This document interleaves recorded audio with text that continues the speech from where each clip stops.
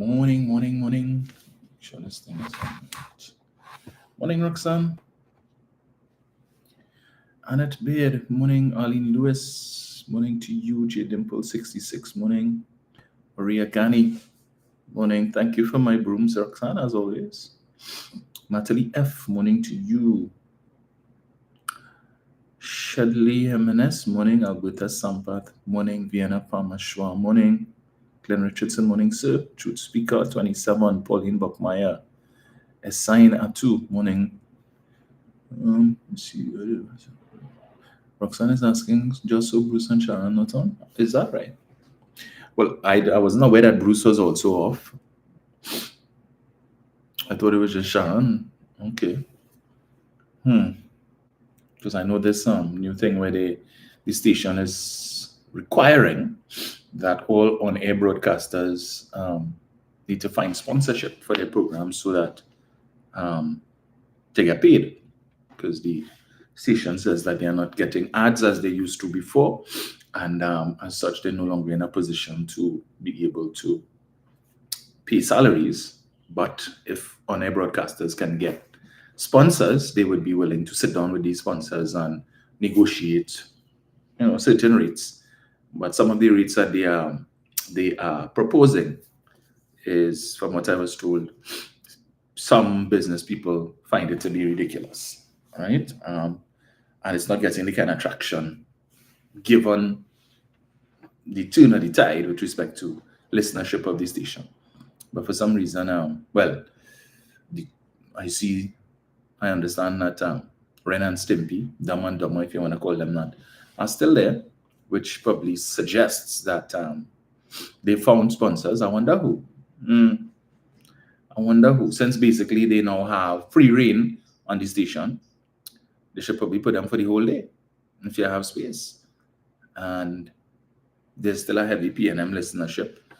And I suppose they think that they may be able to infiltrate that. So interesting to see. And this one, somebody was telling me, is really only Google holding the fort. Well, I wonder what is he doing, or maybe not. But yeah, okay. Tian Charles, morning. Nadia Lewis Dixon, morning. Nadia Phyllis Antoine, Deborah Duranty, morning to you. Adriana Alexis, morning. Morning, Carol. Carol Myers. Pascal Williams, morning to you. Gemma White Isaac, Marva James, Sarah Richards, Ashton Clark, morning to all of you guys. Glenn Richardson, who else is there? Ruth Trude, Dwayne Peters, St. James, the Just Spiritual Baptist Church, joining us all the way from Canada. Greetings. Shah, morning to you. What's going on with this thing this morning? Gillian Jackson, morning. Susan Kadugan, Kenneth Gabriel, Joyce Joseph, Gemma Alexander, morning guys. Phyllis Antoine, Joan Austin. All right, so apologies for yesterday, but it was another early morning. So as campaigning is about to start, to have little things you have to do, things that pop up, people calling to meet with you at short notice. So you just had to drop everything and run to do it. So we just have a ton of people who keep calling and messaging, who want to meet for various reasons, and it's a challenge to fit them into my schedule. Michael is saying AI is reading the news also, but what trouble is this? Dr. DCA, no, I did not change the live days, as I was explaining. It was just from time to time over the course of the next few months, I may have to switch up the days, because I said I get calls like short notice from persons who are in charge, and then they say we need to meet. Yeah, I drop everything and facilitate, right? So yeah. And then aside from that, you have persons who are actively involved in the constituency, who are doing things, who are part of Lisa's team and want guidance and direction as to how they should proceed going forward, because Lisa is not around, and they want to know whether or not the things that they are doing, some of the projects that they're involved in, whether I would be inclined to keep those or whatever. So it's it's a lot. It's a lot, but trying to manage. Um, so it's let's just say it's a learning exercise, right? So I'm supposed to meet with my constituency executive tomorrow because they've been wanting to meet for the longest while. You will have your little teething problems and so on. Persons who think the campaign should go this way, those who think it should go this way. But as I've been told by numerous persons, it is up to the candidate to make the decisions as to how the campaign is going to be run, because it is, at the end of the day, it's your comfort that is most important, right? And if the candidate is not comfortable with how things are going, that could end up, putting a spoke in the wheel. So it's really about, as I said, housekeeping matters that need to be addressed, but par for the course with respect to the campaigning. So I saw some interesting headlines in newspapers over the last couple of days, some of which I would have saved. The things that the media don't really focus on or people don't really talk much about. So, for instance, I saw, where is it, boy? Where is it? So Hyatt Line is on. That is one of the premier fets for Carnival. There was a headline in yesterday's newspaper. Hyatt Line US tickets, US $649 tickets sold out. US $379 still available. Now, I would think in an economy that the UNC keeps telling us is struggling and free fall, the UNCD keeps telling us, and not just the UNC, others who are opposed to the government, keep telling us that everything is terrible in the country, people suffering. The opposition leader loves to use that phrase. Everybody is suffering. Everybody is suffering. And this wicked and evil government must go because people can't make ends meet. They can't afford to buy food. They can't afford to pay their bills and all of that. But we see this screaming headline, Hyatt Line, US $649 tickets sold out, US $379 still available. So the cheaper tickets, nobody want that. They want the higher price tickets of 649, 650 US. The same people who crying and complaining, you can't even get 200 US in the bank if you want to go away. If you're traveling, you can't get 200 US. So how were we able to get 649 to purchase this ticket? That is sold out. I'm sure they didn't print 100 tickets for 649 or 200. St. Mary's College, Fet with the Saints was on Saturday gone. And the ticket prices were $1,700 for general and $2,500 for VIP. They catered for 6,500 people. Tickets were sold out in one day. One day they opened for the general public. So they had one day for past students. And what would have happened with that is that once you are a registered past student on the Alumni Foundation, they would have sent you a unique code. And even that was limited, right? Even that. In years gone by, they would have allocated tickets to parents, or to each student, they would have allocated 2 tickets or whatever it is. They don't do that anymore. That's to tell you, there's no need to do that because the demand for these tickets are so high, regardless of the price, that as soon as they come out, they don't sell tickets on like Island e-tickets and stuff. All right? Only physical tickets, and they have one day that they open, that they sell to the members of the general public. And usually within an hour or hour and a half of the gates being open to facilitate persons coming to line up, the gate is closed. And they said, that's it, we are the max. We're not selling anymore. That's done. And then, as I said, the past students would get a portion, and then you would have corporate who would purchase tickets and so on. But 6,500 people were catered for, is my understanding, as I was told by one of the persons who was part of the committee. In years gone by, and quite recently, so it was graduated from about 4,005 because they didn't want to have an event that is, overcrowded or where you run out of stuff. And there certainly was no shortage of stuff. Whatever you were drinking, they had it on Saturday night. Whatever is your drink of choice. And they had it in abundance. Till you had people drifting all over the place. And I saying to myself, why? Okay, yeah, I understand you pay $1,700 or $2,500, but you feel you need to drink out that $1,700, $2,500 that you don't know yourself, and you're walking and drifting and bouncing into people all over. You had to come and sit down. You sit down like Anil Roberts. Yeah, you know yourself. There were a few people like that. I don't know why some people, because they just figure, there. endless. You just seen boxes of alcohol just keep going out. And so there was no shortage of food. The food was incredible. No shortage of alcohol. But needless to say, $1,700 and $2,500 tickets. And because these tickets are being sold out, you're going to have every year the price going to keep going up till they reach to the point where, so, well, all right, that's the max price now, because we realize ticket sales are falling off at this particular price. But money to be made. So we can't get 200 US in the bank when we're traveling, but you could find 649 US. Now, let me say, I have no problems with people spending their money how they choose to. So you work hard for your money. Some people probably say, well, that's the only feta going to for the season. Great. Okay. I am not a feta.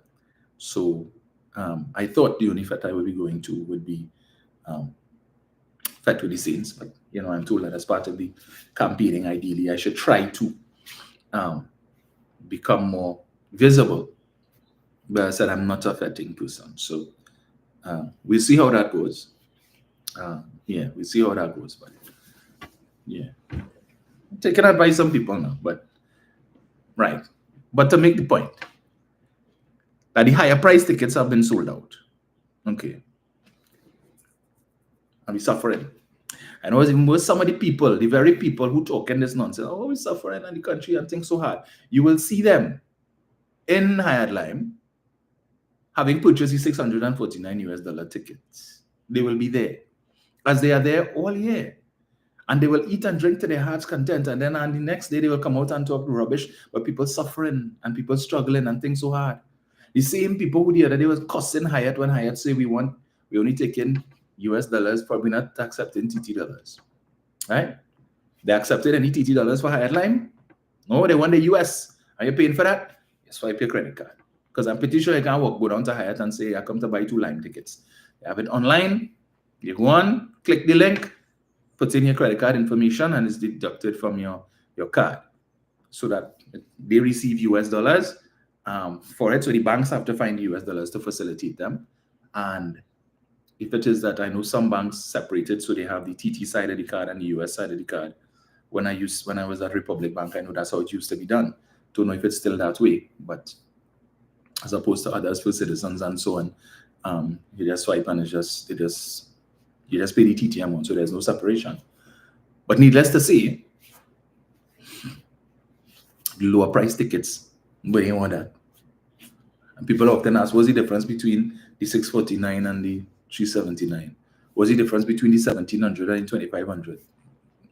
I didn't see the difference on Saturday. Maybe there was a difference. I don't know what it was, because I walked the length and breadth of the venue. I must say that stage was, something else. But I see these feds now are taking it up a notch, where they have stations where you could go and get a massage, full body massage, and all kind of thing. And you want to affect eat and drink and take on, you want time to go and take a massage. Okay. They now have makeup stations. So if for the ladies whose makeup might have been impacted because rain fell on Saturday evening for a little bit. So if it is you get wet on your makeup, get a little smudge, and you spend a couple hours putting that on, they have makeup stations you could just go and get a touch up. All of these different things. So these feds really, So they're trying to give you value for your money, or to at least make you think you've gotten value for your money. But all the sufferers, all who crying, nothing hard, suffering, really? So many vets, and I have not heard any of these promoters saying, well, Fed cancel because of low ticket sales, so poor patronage. All of these events are continuing to go on, and money being spent. So we suffering, things hard. Things bad in the country. Rowley this and Rowley mash up the middle class, and people can't afford this and they can't afford that. You have some Calypsonians singing songs about the government increased the rates of electricity and the rate of water. And I'm saying, how could you be such a blatant, a bold-faced liar? The citizenry know that did not happen up to now. After all the protests they make with when the Regulated Industries Commission was having their consultation meetings across the country, and the UNC was sending out their minions, some of them dragging coffin, coming to talk about the government wicked and we can't afford this, and they only taking out the population's eyes. More than a year now. That was since I was on 91.9 2023. when I invited the chairman and the executive director of the RIC as my guests to 2023. So I think March should probably make it 2 years since that consultation took place. There has been no increase in the electricity rates. So all want to say, well, is election, giving an election coming around and they put it on the shelf. Really? No. It's been 2 years. And it's 2 years before the election. We still don't have an election date. It has not happened. But that isn't stopping politicians who oppose the PNM from saying these things.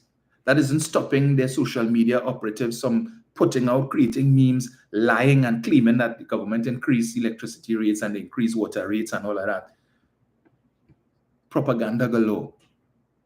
With respect to the Prime Minister's announcement a couple of days ago that they are in the final stages of selecting a potential buyer for the refinery, the propaganda they start now talking is that, well, the PNM going and sell the refinery to their friend, right? Or the financiers for small money.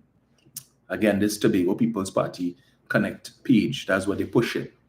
As I had to tell them, just like the UNC, you all cannot win an election based on performance.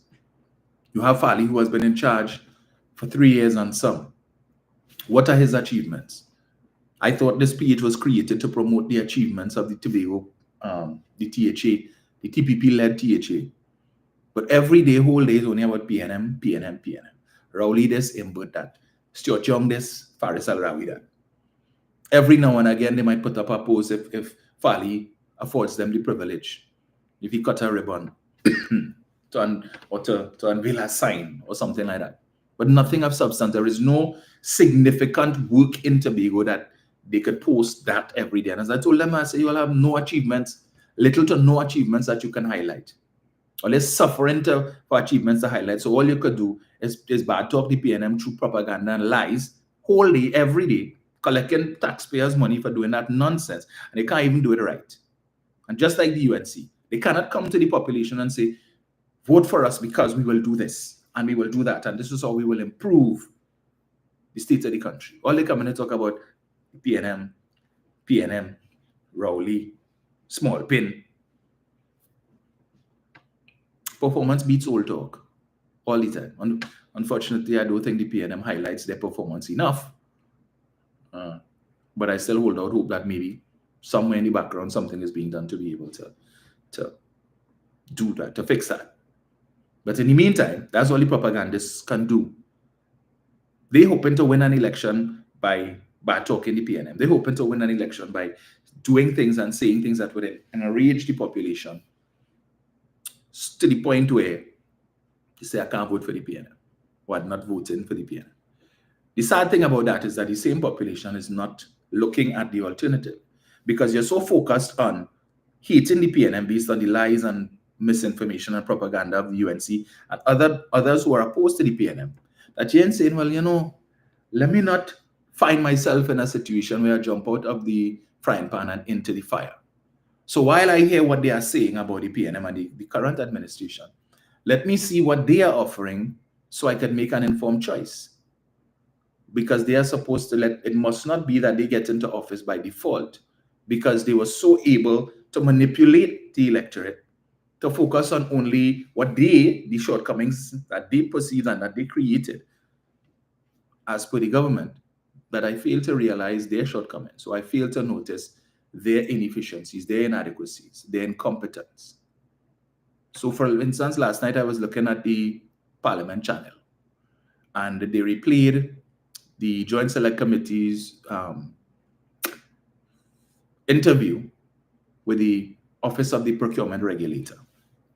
And I'm listening to this thing, and basically what I am getting, and I listened for about an hour or so, what I was getting from the procurement regulator and some of her officers is that this procurement regulation has been more problems than solutions. Because remember, this was supposed to be the silver bullet when it comes to public procurement and not distribution, the disposal of public property. Disposal, and I say that's important too. Disposal of public property, which means the sale of state assets, so like with Petrotrin and so on, but the refinery. So as I had to tell those Tobago persons who posting this rubbish about the government going and sell the refinery to their friend for small money, that any such sale has to go to the office of the procurement regulator. And we have seen within the recent past where the regulator has shut down two government projects. One I think was a housing project where, and the other one had to do with some bridge or something like that. And as the procurement regulator sought to make it pellucidly clear at that meeting is that she and her department will not tolerate any inefficiency. They will not tolerate any breaking of the law on the part of public bodies. But listening to her and all of the challenges that they are facing with the current legislation, which the UNC told us was watered down, that the government watered down the procurement legislation and to facilitate their friends, so their friends and financiers could get contracts easy and all kind. They told us that. And I am saying, based on what I heard last night from the procurement regulator, that if this is the watered down legislation, well, Lord help us if it is, the government didn't water down this legislation. The public service in this country would have ground to a halt, because a lot of the things that the government had to remove and changes and amendments that they had to make today, and people are still encountering challenges with respect to registering. The procurement regulator has, within recent times, had to send out advertisements on the public, in the newspapers, on social media, basically begging businesses in different sectors to come and register, because the process is so convoluted that some people just saying, you know what, it's not even worth it. So whereas before, the public service and these public bodies would have had a pool of contractors that they could rely on or that they could go to when it is that they have projects to carry out. Now, there's a struggle. The pool has shrunk. It is limited because people just find this process to go and have to register with the OPR and then pre-qualification, all this kind of thing, and report, and they're just not interested. Right? They're not going through that. They're not going through that headache. And it has caused that problem. And there are other issues, other challenges that she would have spoken about. And she said when she first got there and she saw the mountain of paperwork and all of that was involved in this process, she couldn't believe it. And she was asking, what's this about? So she herself has had to make changes to certain things in order to make it easier for people to use the system and for the law to take its course. But what struck me was Saddam Hussein, who is an attorney, and listening to him.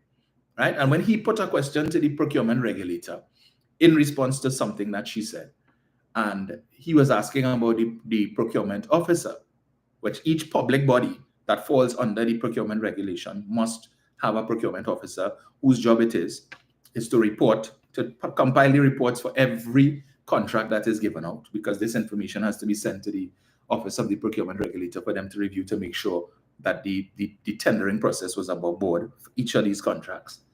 And then every time they have a tender process and bids come in, this person now has to go and check the registry to make sure all of these persons are registered. Otherwise, you can't entertain their bid. And so it's a lot of work. And Saddam Hussein was saying, so could you tell us what percentage of the public bodies have a procurement officer in place and so on? And one of the officers from the OPR said, well, it's about 86% and the figure is growing. And he says, but that is unacceptable. 86% to him is unacceptable. He probably wanted 150%. And he's saying because the law was proclaimed since April of 2023. So in fact, they should have had a procurement officer named even before the proclamation. So apparently all of these public bodies were supposed to have a crystal ball to know proclamation was coming in April of 2023. And then he's saying, well, it's almost 2 years now, so they should have a named officer. That is the easiest thing to do, to name a procurement officer. But you see, when you're a clown and you've been pushing this narrative and telling people that the government watered down the legislation and you don't have a clue, all you did, you read the bill and you come in parliament and you debate and you use some big words and you probably highlighted a few things because you're an attorney and maybe your grasp of legal jargon or legislative jargon might be a little better than some people. So you come on your TTV and you galavant yourself and you make money in the parliament and you get a big applause. Your colleagues and they re-reference it. You know, as the member for Barataria San once said and so on, because they love to do that now because he feels bright. In fact, he mentioned yesterday, he said, I'm probably the only parliamentarian who read the legislation, first to read the the report or some report that they submitted, like to pat themselves on the back, right? Hubris. And I'm listening to him talking about how easy it is to name a procurement officer and so on and the like. And I said, look at this man, eh? You have to be the dumbest clown in the circus, because you are looking at this strictly from your vantage point as a legislator, but you're not understanding the challenges that these public bodies face. And I could speak to that, because at the National Trust, when the law was proclaimed, we had certain things in place as to how we would do procurement. And the National Trust does a lot of tendering, a lot of procurement, right? Because we have a number of projects going on down at Nelson Island, at Banwari Trace, where they would have found the 5,000-year-old skeleton. And so we're developing that site there. And then you have work that is taking place at Millefleur. A lot of work, not just infrastructural work and so on, but there are other things that we're putting in place as well.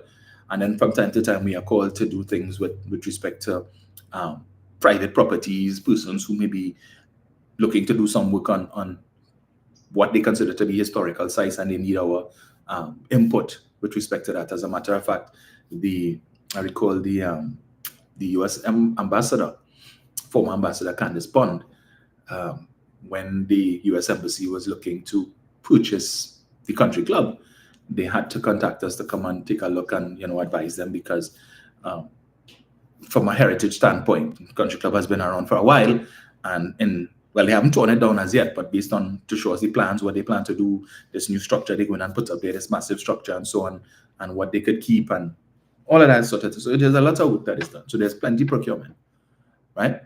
So that when this new law was passed, we don't have a huge staff.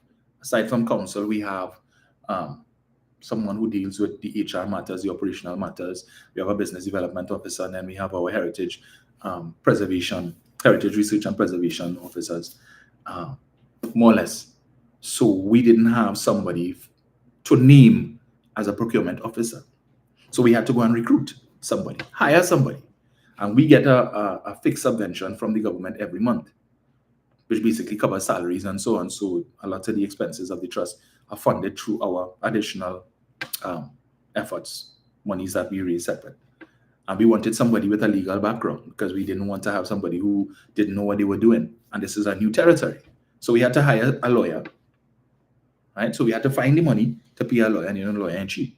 So we had to find a decent salary, what we consider to be a decent salary, to retain this person. And then the person came in, and as time progressed and more changes were made, the workload started to get bigger and heavier. And then eventually the guy left, because he got a job at, I think, one of those international agencies or so on. And so we were left at Upper Gumtree, having to find a new procurement officer.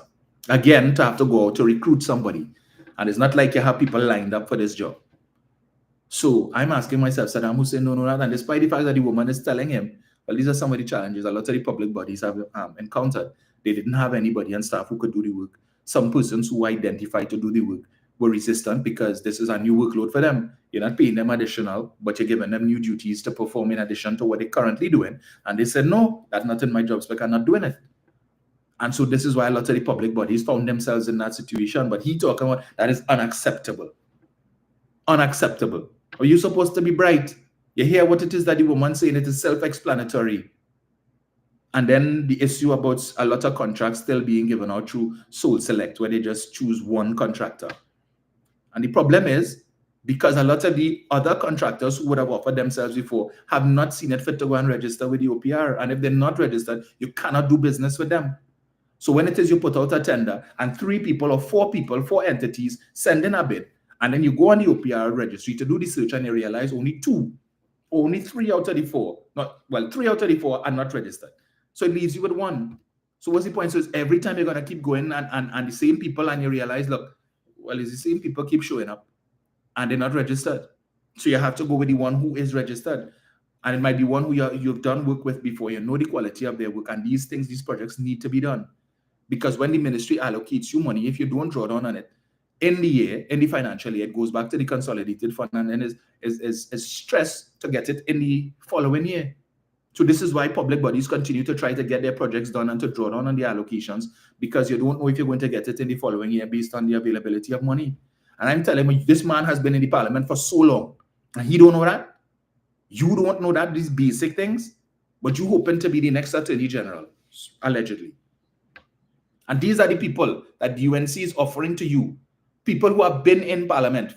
Saddam has been there for more than a term, because I think he was in the Senate and then he ended up as in the House of Representatives. So he's been there for a while. So he should understand these basic things. But when you come at a joint select committee meeting and you want to chastise public servants who have to work within a framework that is difficult, and you don't take the time to go and do your research to find out what are the challenges and why it is they're not complying with the law, because this is what they have to deal with on a daily basis. But you don't know that because you only seeing it from a legislative standpoint, and want to chastise some of these hardworking public servants who have to try and fight up to deal with the law, to keep within the remit of the law, but they are constrained to do so. And he has hopes, allegedly, of being the next AG, should the UNC win. Seriously? So you plan to bring draconian legislation and that makes it difficult for the same people who work in your ministries to have to struggle to deal with? And again, I say, if it is, they keep telling us the government watered down the legislation, and all these problems is being encountered with the watered down legislation. If we had enacted the legislation that they had come with in 2013, that they bring just a fool and mamagai people to say, well, yeah, we're doing something with respect to procurement, but they broke every rule in the book when it came to procurement. Every single rule. The $34 million that they gave to Adolphus Daniel E-Beam case, that is one of the most glaring examples where Anil Roberts would have taken, based on what was reported, taken the man, Adolphus Daniel, to meet with the Minister of Finance to discuss this project. And then when the contract was awarded, it was sole select. You allowed Mr. Daniel to dictate the pace of the contract. So basically what was in his proposal, they just copy and paste and put in a contract. Sign off and pay him $34 million, right? Nobody else was given an opportunity to bid or to tender, as the case may be. Sole select. But like, they forget these things. So when I listen to these hypocrites now coming to sit down and talk about proper procurement, and they are the defenders of proper procurement and the legislation, all this kind of nonsense, I said, Saddam, miss me with that. Miss me with that nonsense. Because some of your very colleagues know that when they were in government, the things that they were doing, right? When it is that you have a minister who could call a man and tell him, hey, or WhatsApp a man and say, prepare a check for 25 million and one for 10 million from one for this company and one for that company, and I will collect it and take it to them. We don't talk about that. What are your views on that, Saddam? The man that you're sitting next to and have been sitting next to for the last 4 years and some, right? He's now facing the courts in a civil suit where there is text and WhatsApp confirmation of some of these things that he was doing that runs contrary to proper procurement, that could constitute misbehavior in public office. But all you're talking about that, but you want to come and talk a pack of rubbish. Look, I tell you, heaven help them. Let me get inside there. I will remind them of all these hypocrisies when they come to Yap. Oh yes, it's a good thing you have a phone and you could fact check. So they will not have an easy time with me. Just say it. I'm sure the other folks as well, right, should be up to the task. Because remember, we're losing Dr. Rowley and Fitzgerald Hines, who are two of our more prolific debaters. So we need to ensure that we have people who could adequately replace them, right? So they will not have an easy time. Hypocrites. Talking a pack of rubbish. That's why you, the population, need to make sure they stay on that side of the aisle. Unfit to serve in government. Where is this? Just let me get us here. So another story that I saw. Venezuela sends 2 planes to the US to return migrants, signaling a potential improvement in relations. Signaling a potential improvement in relations. So 2 Venezuelan planes returned home Monday with about 190 Venezuelans deported from the United States. signaling a possible thaw in relations between two long-time diplomatic adversaries and a victory for President Donald Trump in his efforts to get more countries to take their people back. Deportation flights from the US to Venezuela have been halted for years, except for a brief period in October 2023 during the Biden administrations. Venezuelans began showing up at the US border with Mexico in large numbers in 2021 and are currently one of the largest nationalities entering illegally, making Venezuela's refusal to take them back a major challenge for the US. The breakthrough came after Trump envoy Richard Grenell visited Caracas earlier this month. Flights of illegal aliens to Venezuela resumed, the White House said on Monday in a post on the social platform X, saying they were overseen by Grenell. Venezuelan television and radio triumphantly covered the arrival of the Conviasa flights in Caracas from Fort Bliss, a U.S. Army base in El Paso, Texas. This is the world we want, a world of peace, understanding, dialogue, and cooperation, said Venezuelan President Nicolas Maduro. The Venezuelan government confirmed the flights earlier in a statement that took issue with an ill-intentioned and false narrative around the presence of the members of the Tren de Aragua gang in the U.S. It said most Venezuelan immigrants are decent, hardworking people, and the U.S. officials sought to stigmatize the South American nation. Trump wrote after Grenell's visit that the Maduro government had agreed to receive all Venezuela illegal aliens who are encamped in the U.S., including gang members of the Tren de Aragua, and pay for their transportation. 6 Americans held in Venezuela were released at the time. In a statement Monday, the Venezuelan government didn't comment on any future flights. This is not good news for the UNC, right? Certainly not good news for Venezuelans who are legally in the United States, because they are complaining. They thought Trump would have been more hardline and more rough and tough on Maduro, but it seems instead thawing of relations as just implied there, right? So perhaps there may be some light at the end of the tunnel, that concerns with respect to how Trump would treat with Maduro and the impact that would have on the dragon gas deal.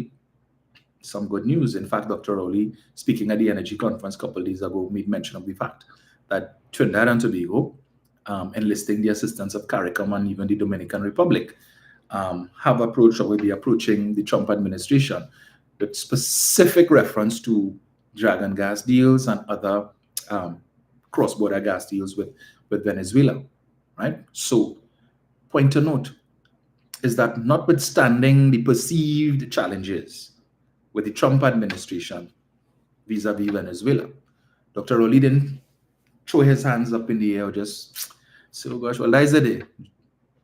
That is the day for the dragon gas. That is the day for Lauren. Forget that.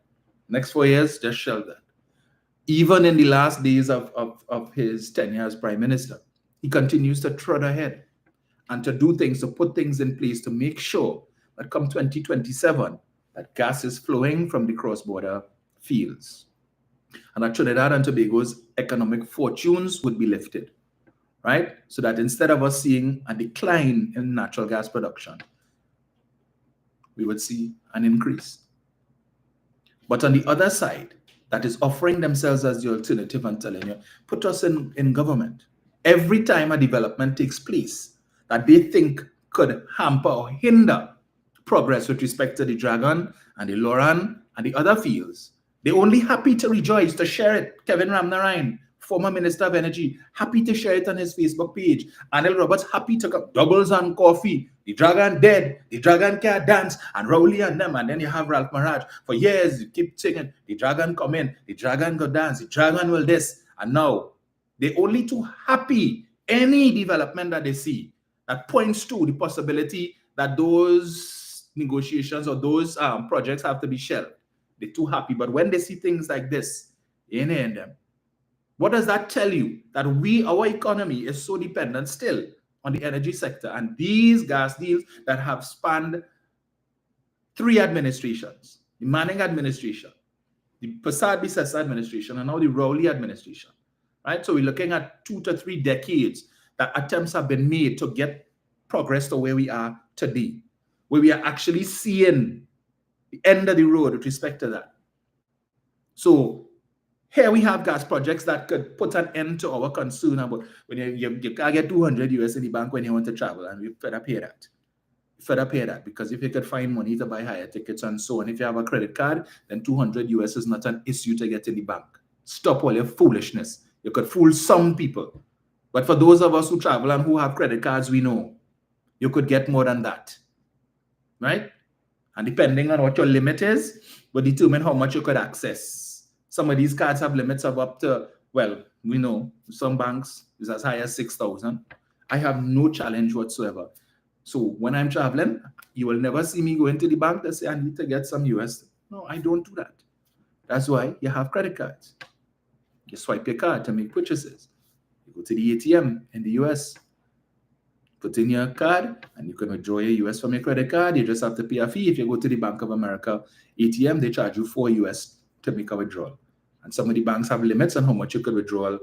So they tell you, well, every 5 days you could withdraw 800 US, 888 US, or 1,000 US every 5 days to 8 days, and so on, depending on, that's cash. But it doesn't impact how much you could spend by swiping your card. And most of these businesses in the US prefer the swipe as opposed to cash, because they go in that cashless way, which is being opposed in Trinidad.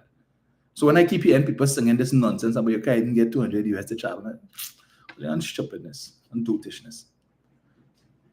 Right? And the bank's giving away credit cards like that. No. 50% increase in the issuance of credit cards, Mr. Imbert would have told us a few months ago. 50% increase. So almost everybody and the dog now have a credit card. So miss us with that nonsense. Right? But here it is that we have gas deals that are on stream. Things are already in place. It's just now, the only thing that is left now to be done is for them to do their surveys and whatever it is, and to put the infrastructure in place to start drawing out the gas.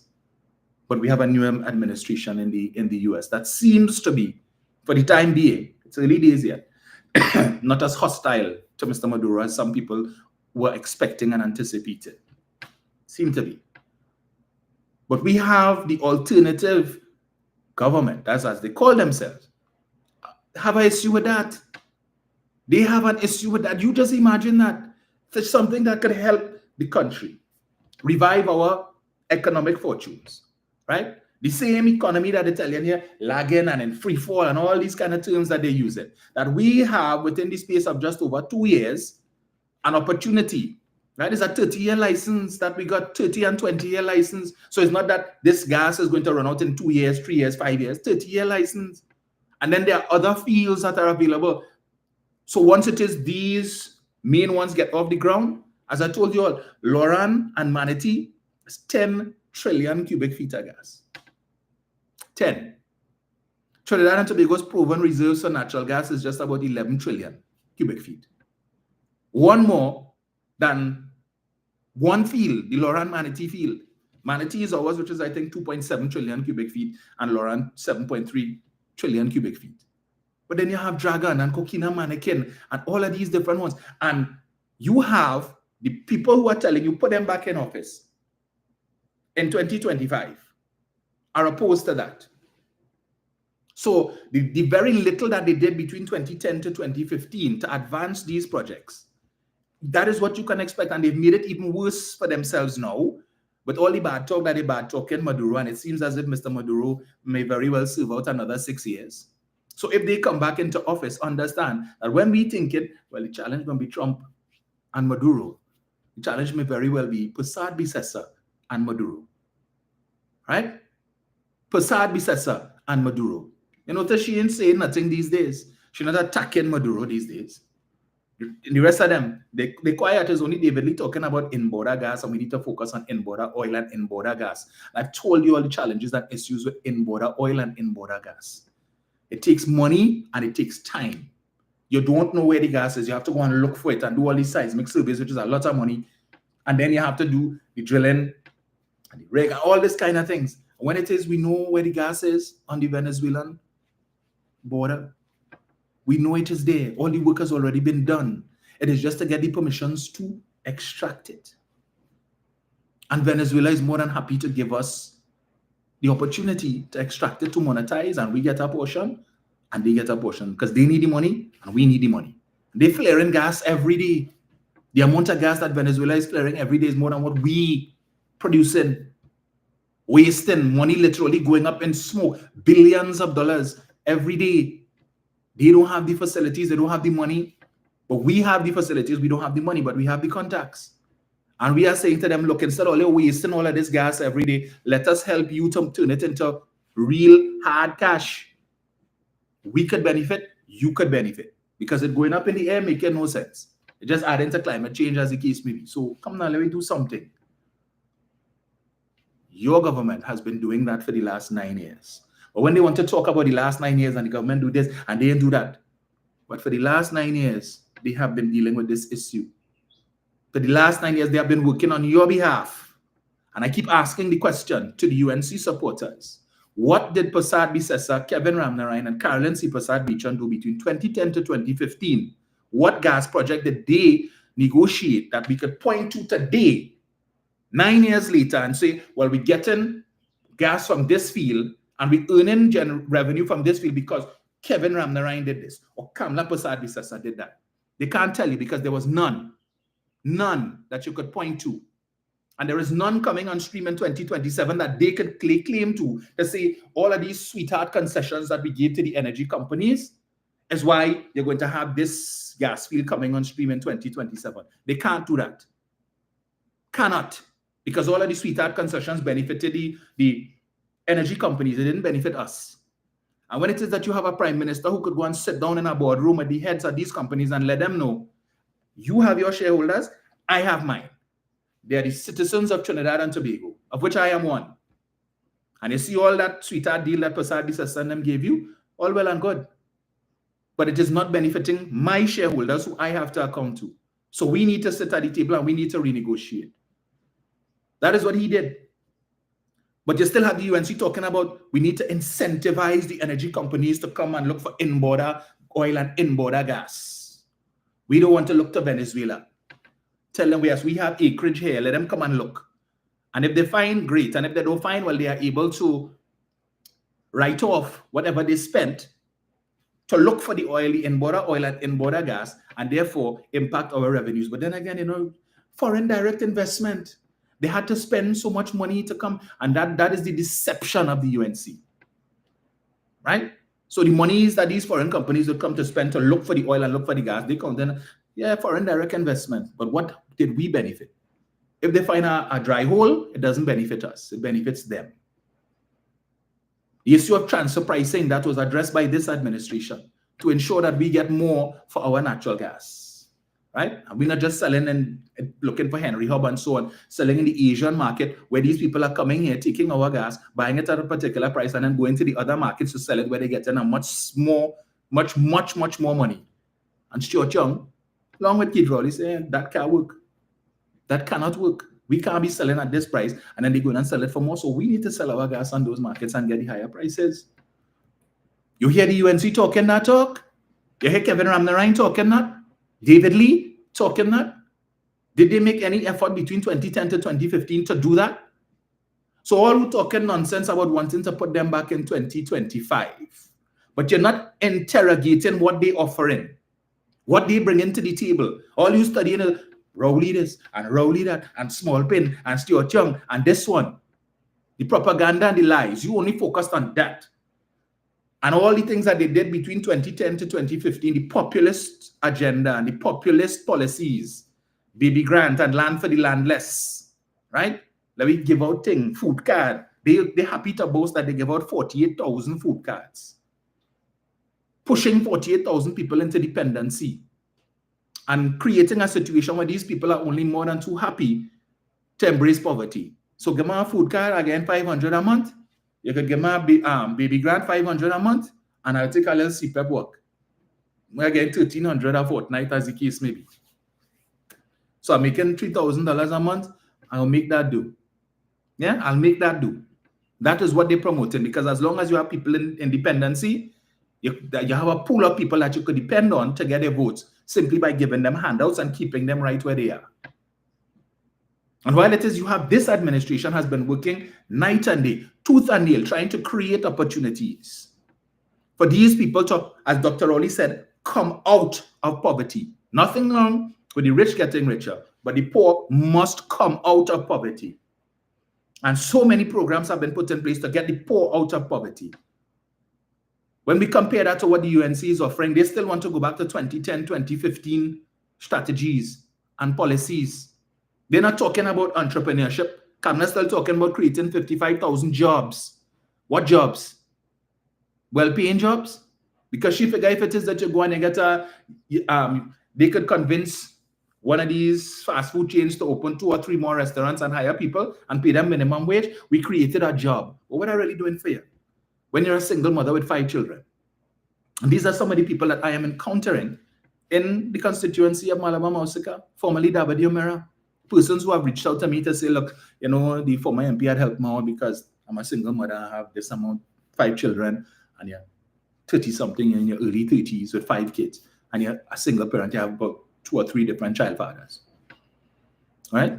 And you're looking for help. These are the things that I am encountering. People who come in who call me and say, well, you know, if I could get a food card when you get in and this and that. And I'm saying, this is what you're asking for, a food card? You're not even asking to get a job. You're not asking for an opportunity to get a skill set to be able to pull yourself. You have 5 children. 5 children and in your early 30s. And that's what you want? That could never be right. What legacy, what example are you setting for your 5 children? What legacy you leaving for them? When you just want to be able to eke out a living for them, just to be able to provide food on the table and to give them the basics. As a parent, that could never be right. You cannot embrace poverty. And I keep saying, when it is parents do these things and you embrace poverty and say, well, this is my lot, you're not thinking down the road, the opportunities that your children will be denied because you can't afford. Because rather than you look and run down the opportunities to improve yourself, so that when they, and I'm sure these children, if you're in your early 30s, they're not adults, they're not teenagers. So it means that some of them in primary school, some of them probably in kindergarten, so they still have time. When they start secondary school, and the school have cricket teams, football teams, tennis teams, as the case may be, but the children can't take advantage because you can't afford to buy the gear. You can't buy the bat for them. You cannot buy whatever other gear for the various sports. So they just have to back off. Because you chose to embrace poverty. Rather than to find out what are the opportunities, do it now. Take advantage of it. It may require some sacrifice of your time because you might have to find the time to do some classes or something. But at the end of the day, we're looking at the long term, the end game.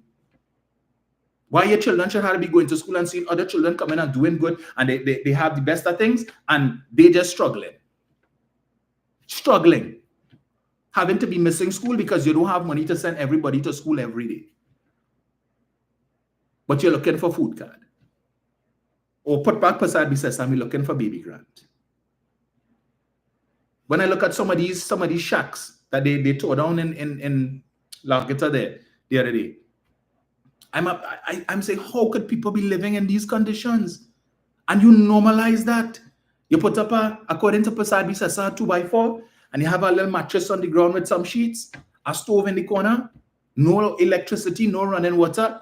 2 feet or 3 feet from the house, you have a old latrine, and you good with that. And you trying to defend it, but I mean, come on. And you have opportunities that the government is presenting, but you wouldn't take the time to go and find out, well, let me see how I could get into this. Let me see. Instead of running to Foster Cummins to beg him, well, to save your shack. He is the Minister of Youth Development and National Service. His ministry is the one that is administering all of these different programs. You all have the best opportunity in terms of your MP. You have the MP who is in charge of these things. Go to him for that. Ask him about the $20,000 grant and how you could access that. Ask him how you could go about developing a business plan so you could to improve your chances of qualifying for the grant. Ask him about all these various programs that he have. Because some of these people under 35 and you could qualify for the homestead program. Most of the programs are persons between 18 to 35. Go to your MP and talk to him about it. Show him that you're interested. He can make it happen. He has direct responsibility for that. Ask him. But no, instead you want to come and thing and just they come in to bulldoze the house. So that's all you want. You have that resource at your fingertip and you're not using it. Because I'm sure if you show him initiative and maybe, hey, this is somebody who, we need to work with this person. So he could call whoever and say, I want you to work with this person because they are really seeing something in them that they want to lift themselves out of poverty. And I appreciate that. They didn't come into me to ask me for a food card. right? Or they come in to ask me for a work in the borough or in the corporation. They work what they call it? A morning work. They come in to ask me for that. They heard about these programs and they know that falls under my ambit, and they've come to me for assistance with respect to that, and I want to help them. But you cannot, I do understand, you cannot have children living in these conditions. Kamala Boston, she want to give out laptop. How the hell you're giving a laptop to a child living in those conditions? No electricity, so how they charging the laptop when they get home? So when they go to school, they have to sit down in a corner and find a plug and they plug it in and see, hope it could get enough charge. And after school, they have to sit down to see if it could fully charge until they get home. And then they have to use it now under what? Using lamp? Where they getting the internet from? So of what use is it? But they could use it to do their research and do their homework. Where? Not home. Can't do that at home. Right? Unless they plan to walk out the road where they might have some free internet depending on where it is they live in. Or they might have a neighbor with a Wi-Fi device who might be willing to allow them to utilize. So they give them the password. But then you have to tell them, don't give nobody else the password. But then they're listening and they give somebody else the password. And all of a sudden, the neighbor realize the Wi-Fi signal weak because a whole set of people connecting to this one device. You put that, you're boasting, we give out laptops, but it wasn't incorporated into the syllabus. So there was no practical use for the laptops in the classroom. None. But you have people said advocating that Kamala gave out 95,000 laptops and Rowley gave out 0. That is not true. This administration gave out 78,000 laptops to students and teachers. And it was of a better quality than what it is they gave out. And they are putting things in place so that there could be some level. It still has to be incorporated into the syllabus. But with respect to the issue of the COVID, when it is that there was online learning and it was put to practical use. But they still boasting, we're giving out laptops. Where is the support system for that? So just giving laptops just right, spending taxpayers' money. And these are the things people not focusing on. And so when it is that I saw 2 videos that I just saved there, I didn't get a chance to listen to it. And I know because of the people who it is, I've seen them about before doing videos. They like to cuss. So I need to listen to it before I dare to play it for you all. Yeah, because they have filthy mouths. This is usually one of the hallmarks of persons who advocate for the UNC and other parties. In fact, one of the young ladies, she advocates for Michaela Pandey. From one to the next. From one to the next. But we're not talking about these things and these opportunities to assist people. You took, again, the issue of the demolitions. Have you all sought to approach the ministry with respect to the HVIP program, the Home and Village Improvement Program? Any of you all did that? So now the minister has to come in and talk about some of these persons would have applied, and we see they are in the system, and we'll see what we could do. Most of them would probably qualify for rental, but again, remember there are other persons in the system. So you can't just bypass them because, as she said, these persons, some of these are new shacks that were put up, which means these people were living somewhere before. But this is the conversation we need to have. That is the conversation. Instead of firearm users license, crime. You notice we ain't hearing people talking about, the crime rate so bad and the crime. You realize because we are now at 37 murders for the year. For the same period last year, we were over 60. January and February combined, we had 86 murders in 2024. Today is the 12th. So we have 16 days left to go in this month. Right? So we're behind where we were last year. Where is that discussion? Who is having that discussion? All of the people who say the SOE wouldn't work and the SOE wouldn't work, but you notice you're not hearing as many reports of crime taking place. Right? We've seen a noted decline in murders. I know what I find, what I do like with some of these opposing politicians. Last year, when earlier on in the year, when Jamaica recorded a 12% decline in murders, Gary Griffith was only happy to trumpet that and praise the work of the commissioner of the police in Jamaica and to praise the Jamaican Prime Minister. But here it is that we've seen a significant decline in murders year to date. And I've not heard anything from Mr. Griffith to praise the efforts of the police service and the combined forces who are working in this SOE. Nothing, no praise. You could praise Jamaica. but in your own country. But he can't do that because that would be an indictment on his tenure. Because he wants to boast to say crime was the lowest in 30 years under me as commissioner. So how can I acknowledge the efforts of the same men and women who I was in charge of for 3 years?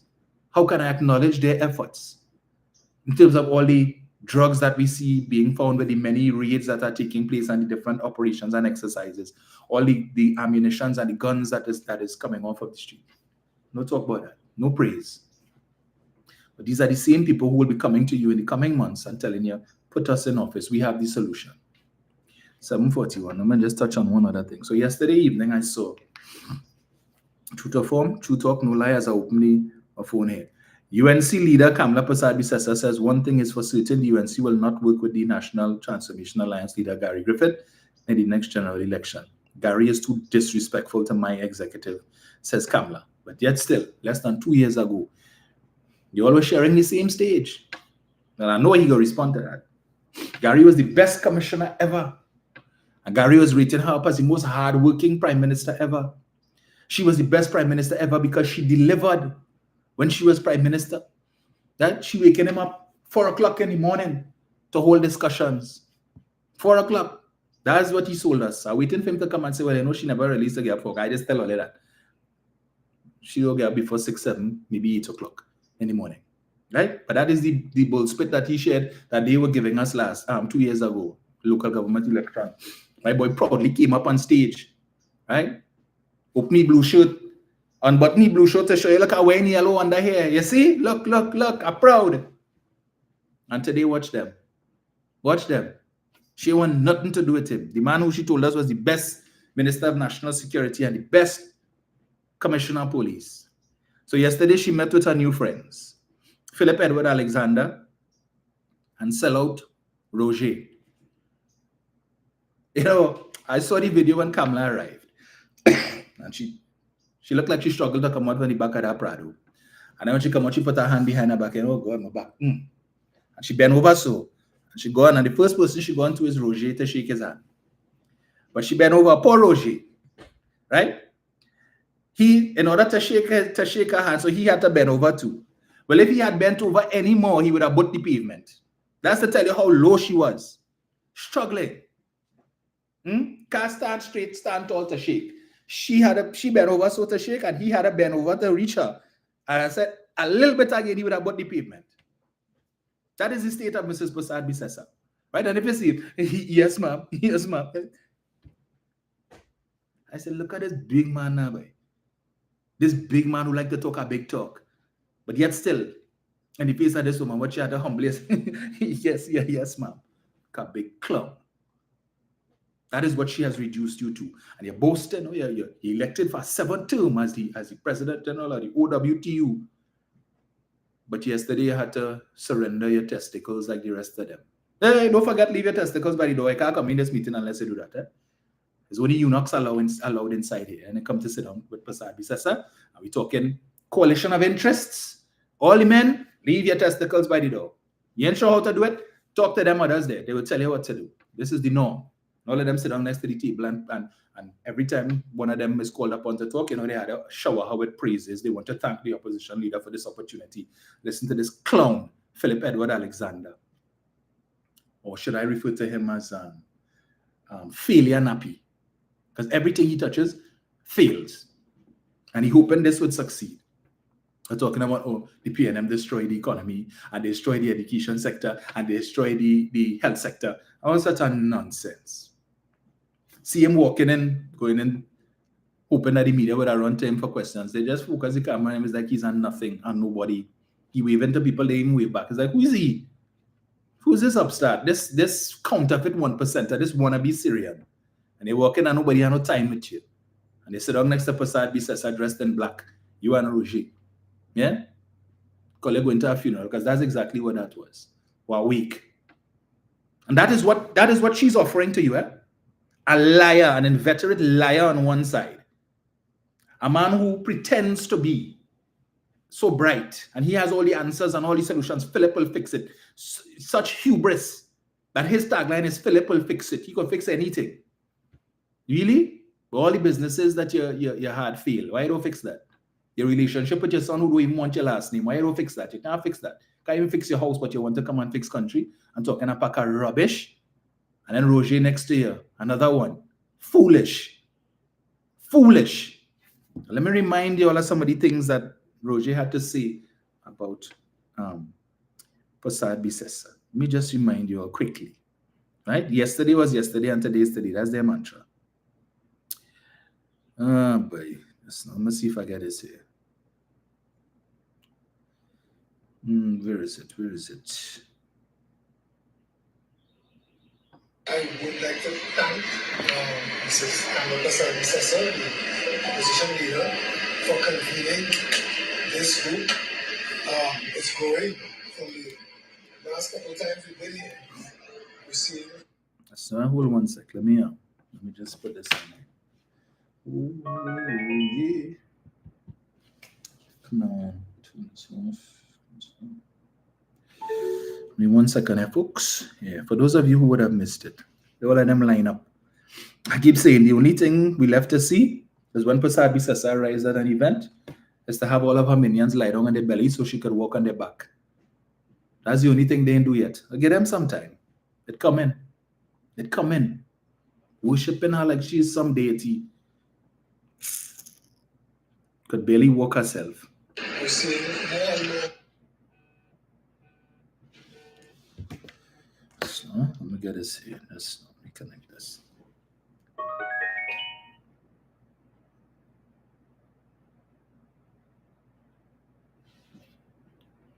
Coming on board, responding to the coalition of interest, and that's a healthy thing because the inescapable truths of the 2025 election is that the current government has crashed the country.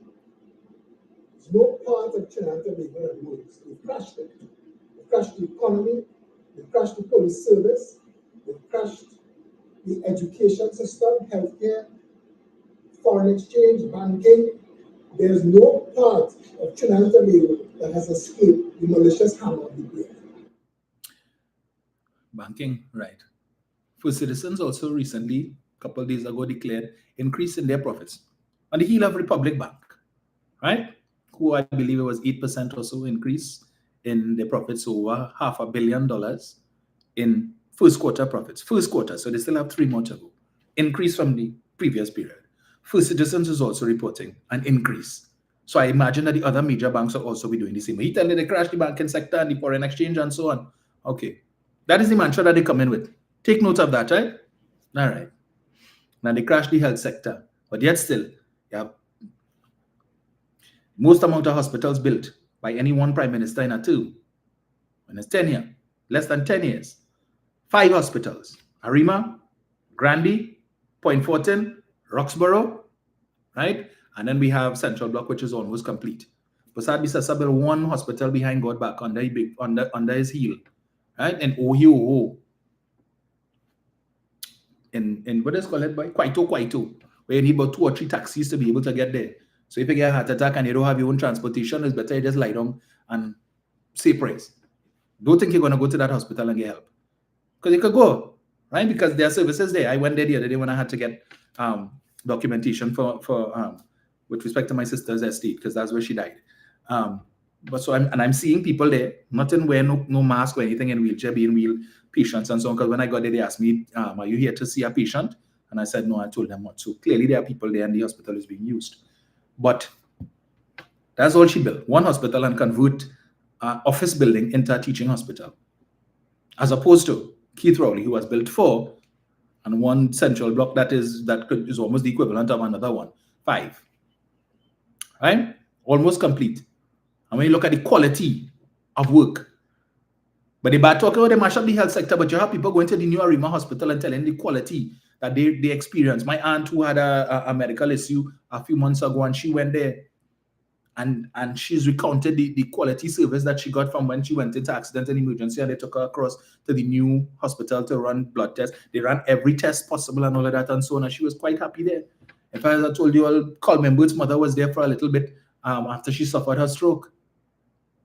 And I think she died at Eric Williams Hospital. He didn't have her in St. Clair Medical. She wasn't in West Shore Medical or St. Augustine Private.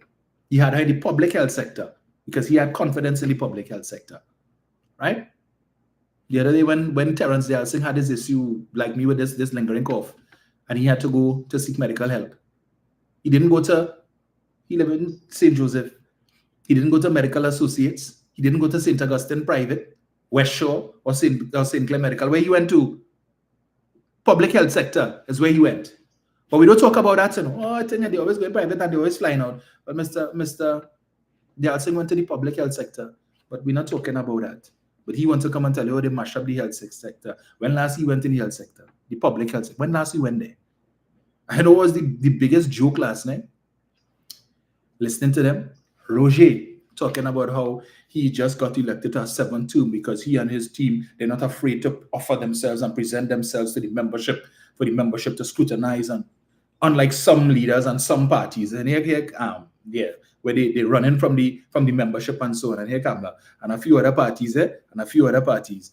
I know she's talking about Gary Griffith and so on. And I think Philip Alexander probably doing his best to hold it in, because you sit down there like a fool, right? You are one of the parties that you're talking about. How did you become leader of the PEP? Has your party ever had internal elections? You step down as political leader of the party after you're getting all these lawsuits because you're mouth writing checks that your bank account can't cash. You leave. You had 3 interim political leaders. And then when water more than flow and you realize the opportunity to jump back on board with the UNC when Kamala making a call, you just come back in just so and take back your party. That's how it does work. And the deputy political leaders want to know, well, what the hell going on here? He could do that? No election, no. Have you offered yourself to the so-called large membership of the PEP? You claim that when they had your meeting in Center of Excellence at Ramout, you didn't have enough room in the hall, you had people outside. Have you presented yourself to this membership so that they could elect you? But you sit down next to a woman who insulting you, right? And you're there skirmishing. You want to wipe the sweat off your face because you realize you're one of the fools, right? That she chastising you. And you're there I say, look at you, clown. And people wouldn't call you out on that. You should be ashamed. Well, you're big men with no... Anyway, well, go ahead. The malicious hammer of the plague. The other inescapable truth is only the United National Congress commands the numbers that are required to remove the plague. And we have to be honest, all of us who hold any role in society, who aspire to any role, leadership or otherwise, Trinidad is the most important thing here. Rescuing Trinidad. He just used the word honest. Look, miss me with that. Let me don't laugh at it. Let me see if I get that's not it. Brian Bachu. Yeah, today's screening, I think so. Yeah, Barbara Burke, by shameless, another shameless one. She was the one who took the statement, what's his name? Devant Maraj swore the affidavit, and the only person the police could have found to bring was her. And imagine, she's so shameless. The man come to swear an affidavit with respect to his experience with a certain sitting member of parliament on the opposition bench as it pertains to human trafficking and prostitution, where the man came to swear an affidavit that this individual approached him, right? Approached him and made offers. If you need a girl, you just let me know what is your preference and we will organize that. And she, taking the man affidavit, want to say, boy, what it is you doing, boy? You sure you want to do this? Miss Kamala, you know she thing and you was UNC, what going on with you? What you doing? Really? Yet sometimes when they say Trinidad is not a real place, you see situations like that. The police couldn't find nobody else but Barbara Burke to take this man's affidavit. Barbara Burke, who is in the bosom of Kamala Prasad Bisesa, right? She there heel on heel. No matter how old she gets in, she's still there, hoping. And that's the only person you could find. The man came all the way from Canada, you know, and you couldn't find, I think she's a GP or whatever, you couldn't find nobody else but Barbara Burke. And the man telling all the woman trying to influence, that's witness tampering. Witness tampering. How you could be telling her, boy, why are you doing this for? Why are you doing that to the lady? You know she's a nice lady and she take care of you. Anyway, I'm trying to find this video with Roger talking last night, but I'm not seeing it. If you didn't hear him, the hypocrisy, all of them who want to be singing her praises. I should have saved that to know. Oh boy, where is it? Where is it? Is this it, right? No, that's not it. I'm not finding it, folks, but let's see here. No, that's not it. But you also go on CNC3 page and see when she came in and she greeted Roger, how low he had to bend. Yeah? Young brother, wickedest bend over. He need to hire Roger to be his part of his act. You want to see the wickedest bend over? Hire Roger. He go show you how to do it. Because that was a wicked bend over yesterday. He and Mr. Man. All right, I'm not finding it, unfortunately. I wanted to play that. But just to listen to how these big men have capitulated to Pasabi. But look at, certainly you don't have a 2010, right? Because look at who she's now aligning herself with. Pepman, who has never won an election in his life, brings nothing of value except to talk. He's a mouter. You have Roger. Then you have Lennox Smith. This waste of time come from what's the Lavantel Outreach, something, the name of his party is Love. Lennox Smith of the Underground Report fame, who associates himself, who is a co-host with Andy Williams and Mikey Kerr, two next smart men or wannabe. Andy Anderson Williams, who is clearly living on borrowed time after he was attempted assassination in his life a couple of years ago when he was shot up. Yeah, that is who this man keeps company with. That is who he keeps company with. But just remember, the same Anderson Williams who received all those bullets, and he's lucky to be alive today, that in 2020, lead up to the election, there was a recording that he did when he called Prasad Bisesa personally to make inquiries about Kia, ranking boss Kia. You remember the other transgender? When the government was conducting the exercise, the regulation or the registration exercise for the Venezuelans, and ranking boss Kia organized her people, and she went by the Savannah chanting, Rowley must go, Rowley must go, Rowley must go. And then when they went to Tobago for the same registration exercise, they went across to Tobago chanting, Rowley must go, Rowley must go. And it was later said that significant monies was paid to this individual to organize this protest. And Mr. Williams was upset about that. He wanted to know why he working laboring in the vineyards and how come he ain't get no money and they give him money. He has $250,000 they give to Kia to do that. And there was the recording between him and Prasad Bisesa. Look at the people who she associated herself with. This man was almost killed. He received several bullets, but he could pick up the phone and call Prasad Bisesa and have a private conversation with her. You feel anybody like that could talk to Dr. Rowley? That is why when Khadija found herself in the car with the man, Zambo, who was found 2 o'clock in the morning about an illegal firearm, that is who she associated herself with. Right? What her leader had to say about that. So birds of a feather flock together. That's the type of people that they want to associate with. That is who you want to have as your prime minister. An embarrassment like that. That people who could produce recordings just so of conversations having had with the prime minister, no less, of that nature.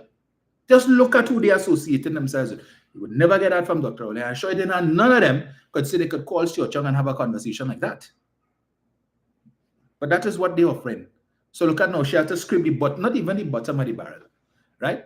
She has to go to the murkiest of lagoons to find the worst, and such a broken, hard up, wannabe political leaders who looking for an opportunity to get in, even to sniff the treasury.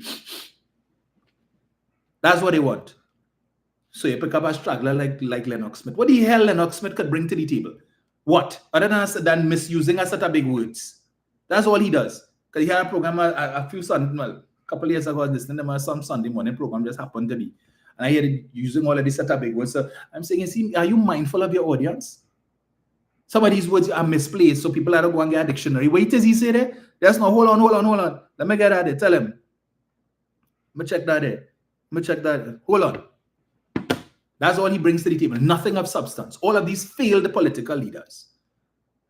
She can't get, and then you have Prakash now come back saying, well, I'm ready to offer up my testicles for another 5 years if you will have me. So he coming around the corner just now. That's why he have Big Bird, as they call Khadija. She's sweating because she ain't sure after more than a month now of being screened, she has not yet been declared the candidate for St. Augustine. So she don't know if she gets an opportunity for a second term. So all this time when she should be out there walking the constituency, she don't want to end up like Anil Roberts, spending resources and time, and then they come and tell her, well, nah, you ain't getting it. Hard luck, walk, bus out. Right? So she in limbo. All this time that she should be out there campaigning, Prasad Bisasa is depriving. And the longer they take to name their candidates is the longer they take to come out in the field. That's all right. I'm more than happy. More than happy. Because by the time they name a candidate from Malaba Mausaka, I should probably be on my second walkabout in the constituency. Not that I have any concern. They can send who they want. Right? They could send who they want. Failure. Because the same thing can happen like last time. Person will come, they run, they lose, and then they hear them how much money they owe in this one and that one because the party tell them they would have get them and they would have helped them out, and they owe in the truck man and they owe in for jerseys and they owe in people who was walking with them and all kind of thing. The usual thing. Usual thing. Right? But look at who? Roger. Roger, I don't know what is his end game, if it is that he hoping if they win to be made Minister of Labour so he could walk in the path of his predecessor Errol McLeod and Jennifer Baptiste Primus. I don't know if that's what he's hoping for. And somebody tell a man get rid of that beard now. Oh gosh, boy. Oh gosh, boy. The worst imitation of Papa Smurf I've ever seen. Shameless.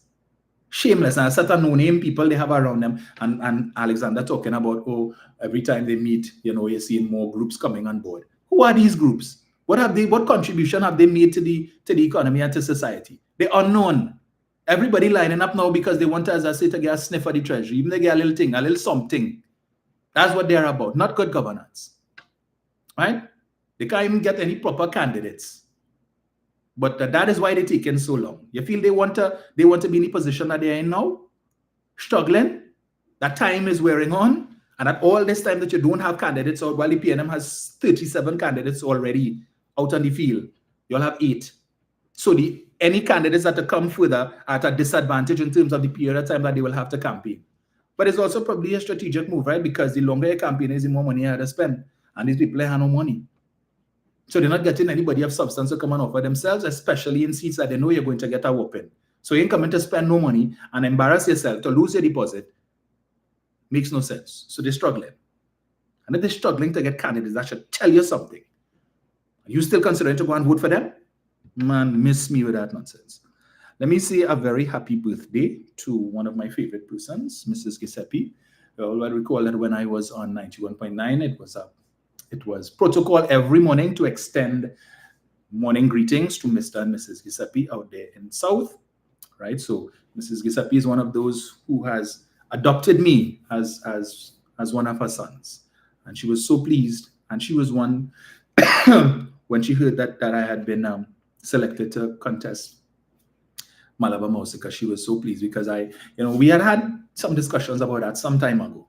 And, I was telling her, well, if I had to run for a seat, it would be Davide O'Meara. But of course, Lisa being the MP there and the wonderful job that she was doing, I would not have offered myself to even challenge Lisa, right?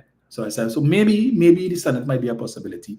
And she said, like, no, I don't. She's not interested in no Senate thing. She wants me to see me in the lower house, the House of Representatives. So she was so pleased, right? So I'm wishing her a very, very happy birthday. I know she's had some health challenges in the recent past, but all in all, I mean, she is such a pleasant person, right? Hardworking, even with her health challenges. Whenever she calls me or whenever I call her, you would hear her talk about, I say, how are you going? Well, not too great, but she sounds really, really good, right? So good morning to her, and I'm wishing her a very, very happy birthday. And I'm seeing Dave Arjun talking about yam. Dave, you want some yam seeds? You like yam? Dave, what are you trying to tell us? What kind of yam you're interested in? You're interested in yam or you want yams? Tell us now. We can help you with the yam seeds, but if you're interested in the other type of yam, sorry, I can't help you there. You need to you could call certain members of the UNC in the lower house. I ain't gonna call no names, but if you type it there, I will whistle Dave. So we can help you with the Ghana yam seeds if that's what you want. You like blue food? We can help you with that, so no. That we can help you with, the blue food. Yes, yam is here. What Kamla provided? So Rowley give you yams. What Kamla giving you? Land for the landless? You apply for that, Dave? You looking for a piece of land to build a 2x4? You're one of those, or you're looking for a food card? Which one? Or you have kids and they need a laptop, a cut-rate laptop, and you're hoping that she come back so that your kids can get a laptop, perhaps because you can't afford one. Because you're one of those, the lazy ones that looking for handouts from the UNC. Is that your claim to fame, Dave? Because you're talking about yam, and only yam. You like yam? Okay. We'll see what we can do for you. We'll put together, remember the food baskets that we were doing, the PNM was doing during COVID? We'll try and see if we could put together a few of those for you, Dave, with some yams. So you could have a proper meal. Because it seems like it's been a while since you've had one. Yeah. You probably lost your food card too. But anyway. 7701763. Oh, Lord Father. Right, let me also say good morning to Maria Lyons, Patsy Edwards, both of whom I met, who are loyal listeners, whom I met in Tobago a couple of days ago when I went up over there to judge the Tobago leg of the Junior Calypso Monarch. Maria gave me some good Tobago hospitality. Good morning, Maria. Thank you so much. It was a pleasure meeting you in person. And I got hugs galore from Maria and Patsy. Right. So anybody else who missed me on this trip, I'll see how soon I could come back so I can meet more of you in person. It's always a pleasure. Jenny says so banana for that. Yeah, Dave can't handle yam. Wendell, behave yourself. Wendell, you say you want the yam stick so bad. I don't know who's going Oh my God, you're wicked. You're too wicked. Dave, they're giving you some serious licks here in the yam. On Facebook, boy. Is the yam you want? All right. They're giving you yam, cassava, plantain, you name it, you're getting it here. And you need to come across on the Facebook market, Dave. Come off YouTube and go across on the Facebook market. There are plenty blue food for you there. I'm going to connect this. Hello, good morning. Good morning, Dominic. Morning. How are you, darling? I am good. He wants the arm where or what? Okay. Sorry. Oh, look, I get the bread. Is it for real? Breadfruit for you, Dave. Hello. Go ahead, Cola. Is it for real? It's called Hamlet, everything and the market. And here is in a party. Mm-hmm. No ethics, no moral, no class, nothing. The same thing, Roger, she's a thief. Roger, she's a thief. Mm-hmm. She's a thief too. Because you can't condemn her and back in the party with a thief. That means you like fitness. What is wrong with those people? We are not perfect, eh? Because we are human. But you know what? We have integrity. We have ethics. And God did something wrong, and she was fired. Right? Anna Ram sold from Chesapeake $3.3 million, which is a state board. You see from the state, you stole from head to the sun. He's one being politics. Glenn Yvette, back in the free. What's about Kamala? That women aren't protected. Women have no rights. You can grab me, get fired, and go back up for politics. So Kamla, you look at a woman, right? You see, you're your mother, Asia's mother. Your mother, Kamla. A mother will protect her child from predators. Kamla, take a rest, get a rocking chair, and rock yourself into a hospital. Done or gone? Have a good day. You get too. my people. Thank you.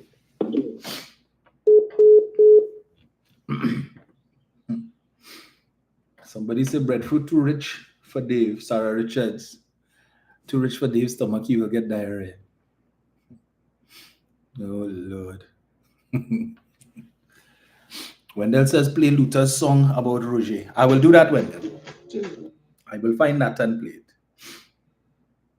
Good day, Dominic. Greetings. Right. Dominic, is it true that the OWTU had elections and Ansel Roger went up unopposed? That's what I heard. Well, I heard so on the news, Hmm. and I see OWTU is having the elections, and well, I didn't know anything about it. You know, and my ears is on the ground listening to everything. I ain't seen nothing on Facebook. I hear nothing in the mainstream news. You know, they're always running to the news, everything. I mean, clearly, Abdullah always gets the air of a certain radio station. Yes. Every crap that he think they always, you know, saying it. They always broadcasting, and it makes their news. Mm-hmm. Although some of the things he talk about will be real rubbish. You know, talking about the refinery and the refinery that bring in good US dollars that we need because of the shortage of US dollars, but they wouldn't tell the people that the refinery requires oil to refine the gas. And we had to buy the oil at world prices at the same US dollars. Yep. Now, he wouldn't also say that the oil that we will sell to the cruise ships and them that come here, we sell that at US dollars. So we're purchasing the gas, right? So we don't have all these overheads that paying salaries and maintaining a refinery. You don't have that. It's simple maths. You purchase the gas, you take some, you put for the local market, and you sell the rest. And when you sell the rest, you make a small profit on it. But to run a factory, pay workers, buy the oil at the world prices, convert that to get the fuel, subsidize for the local market, and by the time you sell wherever you sell, you lost it. You lost before you even start. Guys with them fellas, and that what comes from fellas like them. There is political energy and them political leaders, you know. That person is the blood of the OWTU. And if the OWTU had to rent out space in the headquarters to make up money to maintain the place in Faisabad, something had to tell me something wrong. What are they doing with the workers' dues? I will also like to find out if they can make the public, the accounts of the OWTU public, because that's supposed to be done. Yes. Every year, the financial year, the OWTU is supposed to make public the funding of the thing for the workers and them to know what is going on with the union. But we ain't everything, and then that's still running there. And I agree that I think that because it's a playbook. So I come Aaron McLeod and all of them, Watson Duke, all them first. And when you get in there, he's looking for some office to hold on to. And until Roger doesn't add up to me to be somebody who understands running any kind of thing, any office. Ansel is a rabble rouser. Ansel was handpicked by his successor, Aaron McLeod. I didn't see Ansel Roger was what? What is Ansel Roger's qualifications? You know, other than let them just run to this place in Balsin there and they'll do the labor law thing and they're done with that. Cipriani. But I will put Johnny way above Ansel Rocher. Yes. You know, because Ansel don't strike me as that kind of person who's educated, because some of the nonsense this man will be saying, and this man have done some things to hurt the union and hurt workers. And they just blow that over. And but he will look at other things. He talked about a minister calls this and a minister and shooting and this one should be fired. And he was called to somebody to be fired. But when Ansel told the people BP and them with a rig, take your blasted platform and go. You know how much money this country lost? Workers lost plenty money billing that rig. Because they are skilled workers. So the salaries, those guys and then when you get into the bill rig, you think we have it there. So the people know to go to Mexico, build it in Mexico and bring it back here to get rid of Ansel's stupidity. And next thing you know, Kamala and them come back with Ansel and them first and then they, but boy, I don't know how they will make out with BP. And BP Shell and the Venezuelans. I see Dr. Rowley talking about the deepwater expedition, and the groundwork was there from the PNM days under Patrick Manning. You know what fight we had to fight Barbados for that international water, and Barbados took us down to the ground for that water, you know. And we won it in the arbitration. Every phase we want to challenge it, you know, until the final decision has been made and it was awarded to Trinidad and Tobago. Hence the reason why Patrick Manning ordered those types of vessels that could stay months on the sea, because what was happening with the maritime law, the British and the Americans were saying, if you can patrol it, you can claim it. So those OPVs that Patrick Manning had with the helicopter and those things on it was part of a bigger picture of securing the international water so we could have claimed certain part of those waters. But Kamala again, scrap the OPVs, scrap all these things, and then it started to talk about the country and all the money and we getting oil and whoever she caused all these other problems because part of that is too, you put out a quite out in that we can see from shore in the international water, you have to have some sort of a security around that from pirates.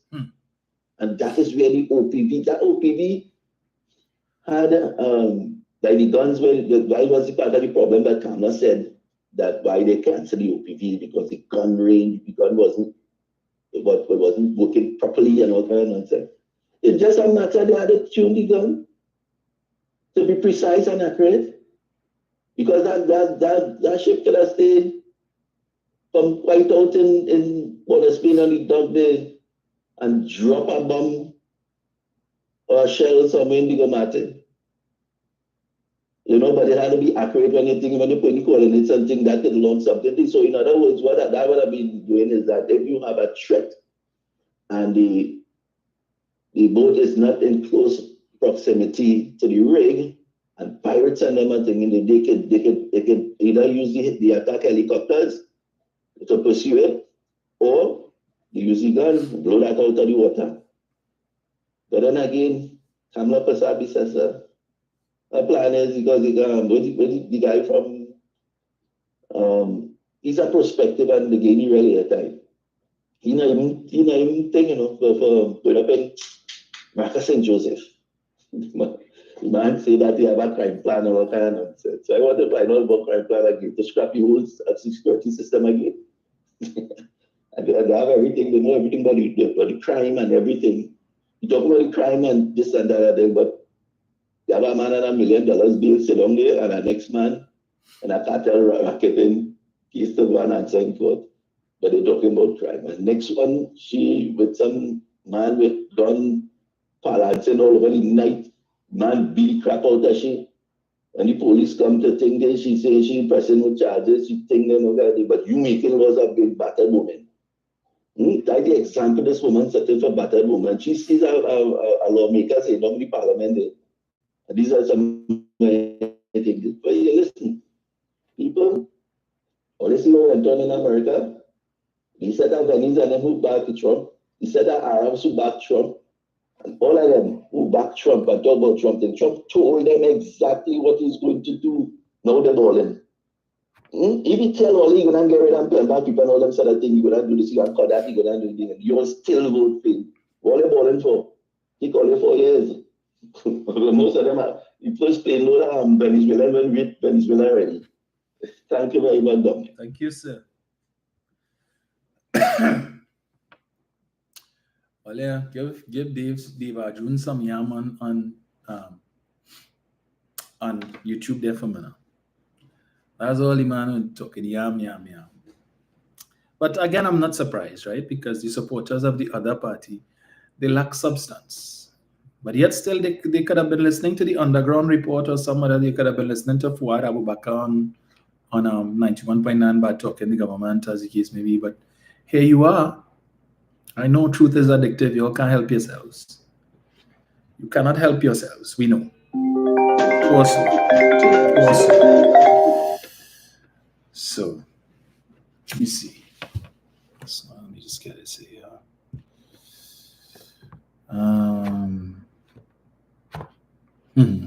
You tell him, Charles, where he needs to go and look for that. Yeah.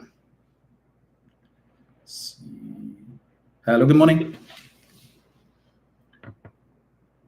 Hello.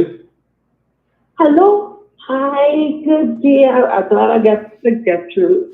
Hi. First time listener. Welcome. Right. I Vanessa Scott. I am a constituent from Malabar. Oh, welcome. Right? Yes. And I have to say, what you've been saying here is it hits deep, because it hits the culture of our people in terms of where the thinking is concerned. Yes. Right. And I think again, I'm really hoping I'm rooting for you. Thank you. That when you are able to get in here, because there's a quite funny people where there are many people who really want to do better for themselves, but we have again a feeling of entitlement. I believe that I don't really blame us, because we are basically I could still consider us a new nation, because when we were the first, again, when we got introduced to the oil money and that kind of thing, we were novices, right? And we would have our leaders would have put things in place in order, to secure and build the country and to give to the people, and right, because we did not know, we didn't know about money, right? It comes to that level of wealth. Correct. So I mean, so this decision would have been made and that kind of thing. But as a result, I believe we now still have this feeling of entitlement. That the government should give way. And you mentioned before that many people come up to because I work well with the councillors in Arima Borough, and even during when they would go around walking and stuff, you would hear them. You would hear people saying, I just want a food card, or I want a borough walk. Yes. Or something like that. And I'm like, listen, how much borough work you still have? And I was one of the ones who was bold, and I would ask her, say, what is his skill? One would say he's a plumber, and the next one would say he's an electrician, or he gets trained in good work or whatever. Right. I say, well, okay, yeah, but think about all that coming together and forming a agreement, a company, and then looking to go and try to apply for like government contracts and that kind of thing. Yeah, but this and the other. I say that is why they put some things in place. I say, here what, you need to apply. I say, you can't sit in your house and expect something that comes to you. Yes. You have to put yourself out there, because the opportunities are there. And the person, calling about the junior families of the world and co-stars of the world, it is making a difference. You have to be the one to make the difference. And even relying on the thing of the fact of race, as we as Negroes, I say, listen, I am a product of a single mother's household, and my mother built upon me not a victim mindset, but a mindset of, if you go to school, you work hard, and you get out there are opportunities to be had, and that is what I did. Yes. So I am not in a position where it says I had a gold spoon in my mouth. No. I remember, I don't know if you remember, when we were going to school, it had scholar tickets to go to the Blue Bus. I remember that. I went to school in Brandy. I used to get up very early, walk up the road, go get my bus, reach up Brandy, walk from Brandy up the old road to Northeastern. And that is how it is. I went. I didn't have all my school books. That time the library in Brandy had the books. the notebook, so I would go after school, do my homework, and then reach back home. You understand? And I believe that is the culture that needs to be introduced to our population, our youth, and let them know it's not a matter of putting out your hand and asking for a handout.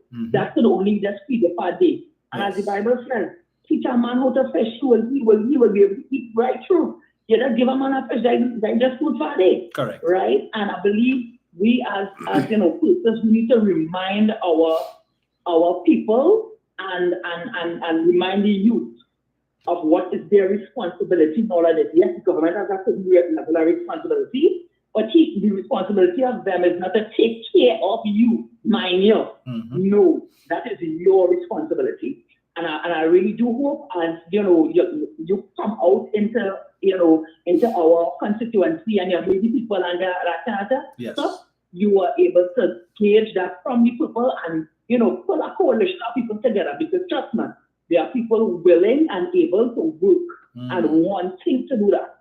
So again, we just need a coalition with these people so that it can, the culture can continue to spread.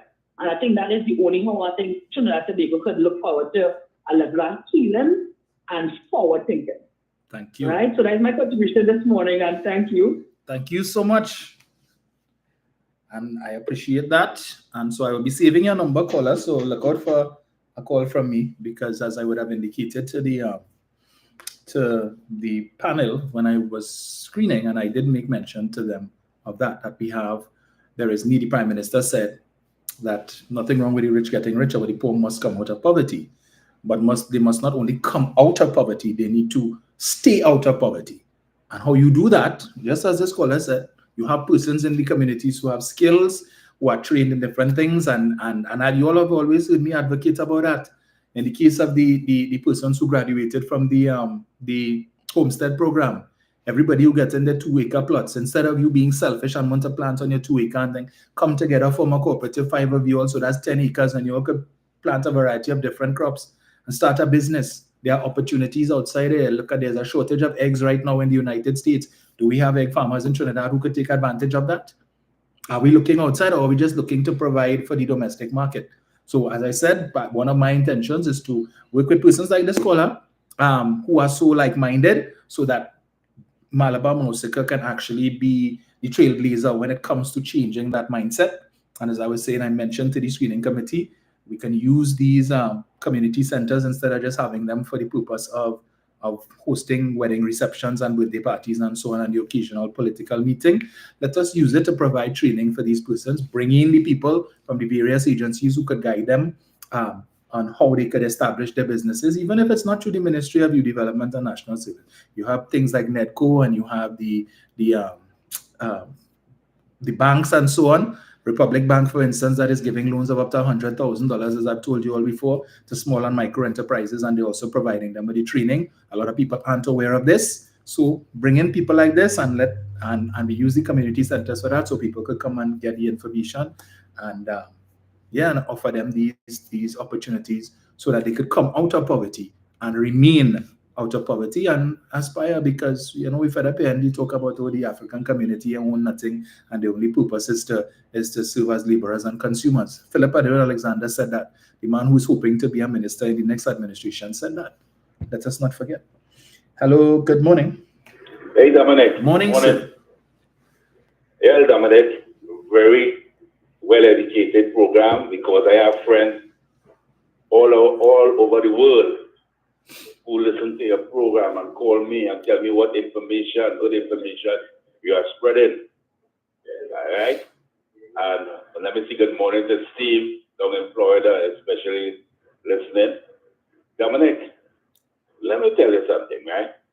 People in Trinidad and Tobago have to be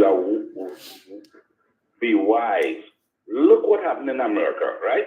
Mm-hmm. Politics is a game.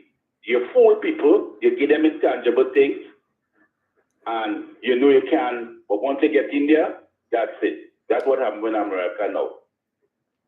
Dominic, the same people who vote for Trump, supported Project 2025, want to run Trump out of America? Yes. Today?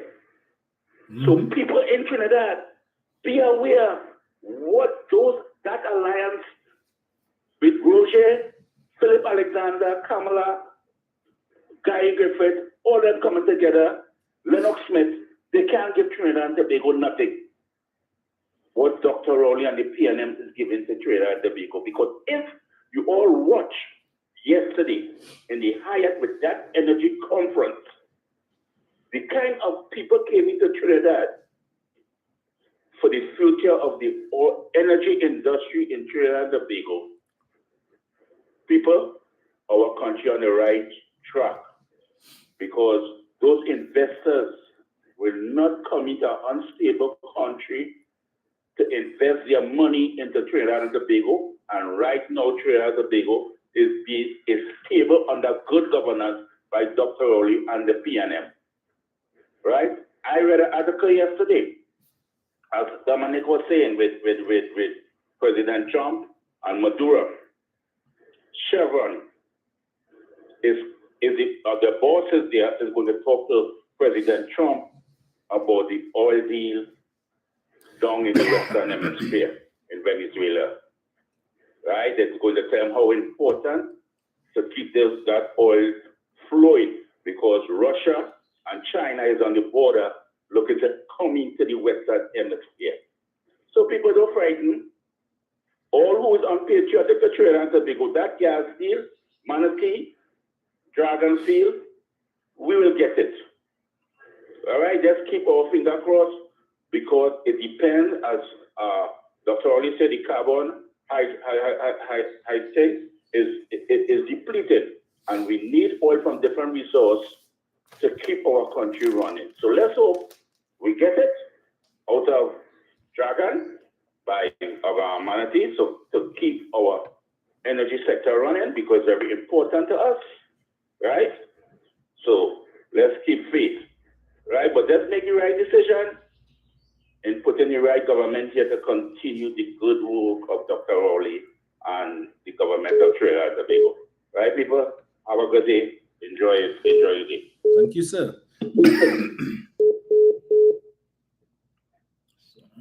So it seems Chris and one sec, Eric. Chris and Dave playing tag team. So I see Chris talking about 800 million PTSD. I don't know what you're talking about there. Chris, you heard the 800 million in ghost houses, the houses that were supposed to be built under Rudal Munila, that was recently discovered in the audit that was done by, I think, is KPMG at HDC, $800 million.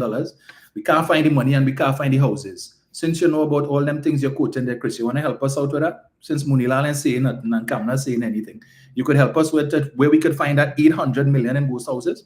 The 549 million, Chris, for EMBD, that is now before the civil courts and should be the subject of a police investigation, but the police seem to be dragging their feet. The 330 million, Chris, that they spent to buy a old Massey warehouse to create a prison to house some of the thousands of the at-risk African youths that they held for the state of emergency in 2011, Chris. $330 million, Chris, that they spent for that building that Jack Warner said was offered to him for 17 million, Chris, by Bernard Dulal Whiteway. You want to talk to us about that, Chris?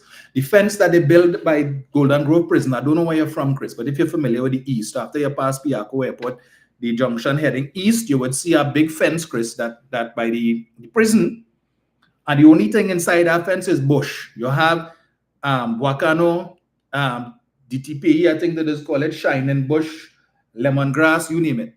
Trevor Sayers would be happy to get a lease for that, Chris. The only thing at garden is bush. They spent $88 million for that fence, Chris, which the prison officers referred to as the eater food fence. This is a prison officer told me that. That's what they refer to it as, the eater food fence. You want to talk to us about that, Chris? You want to tell us, Chris, about the millions that they spent to rent number 1 Alexandra Street after they had so much to say about it before they came into office in 2010? The 43 million that they spent in rent, the 5 million they spent for security for 5 years, plus the 120 million that they spent, Chris, to outfit it and never used it for 5 years, 3 months, and 14 days. Chris, you want to talk about that?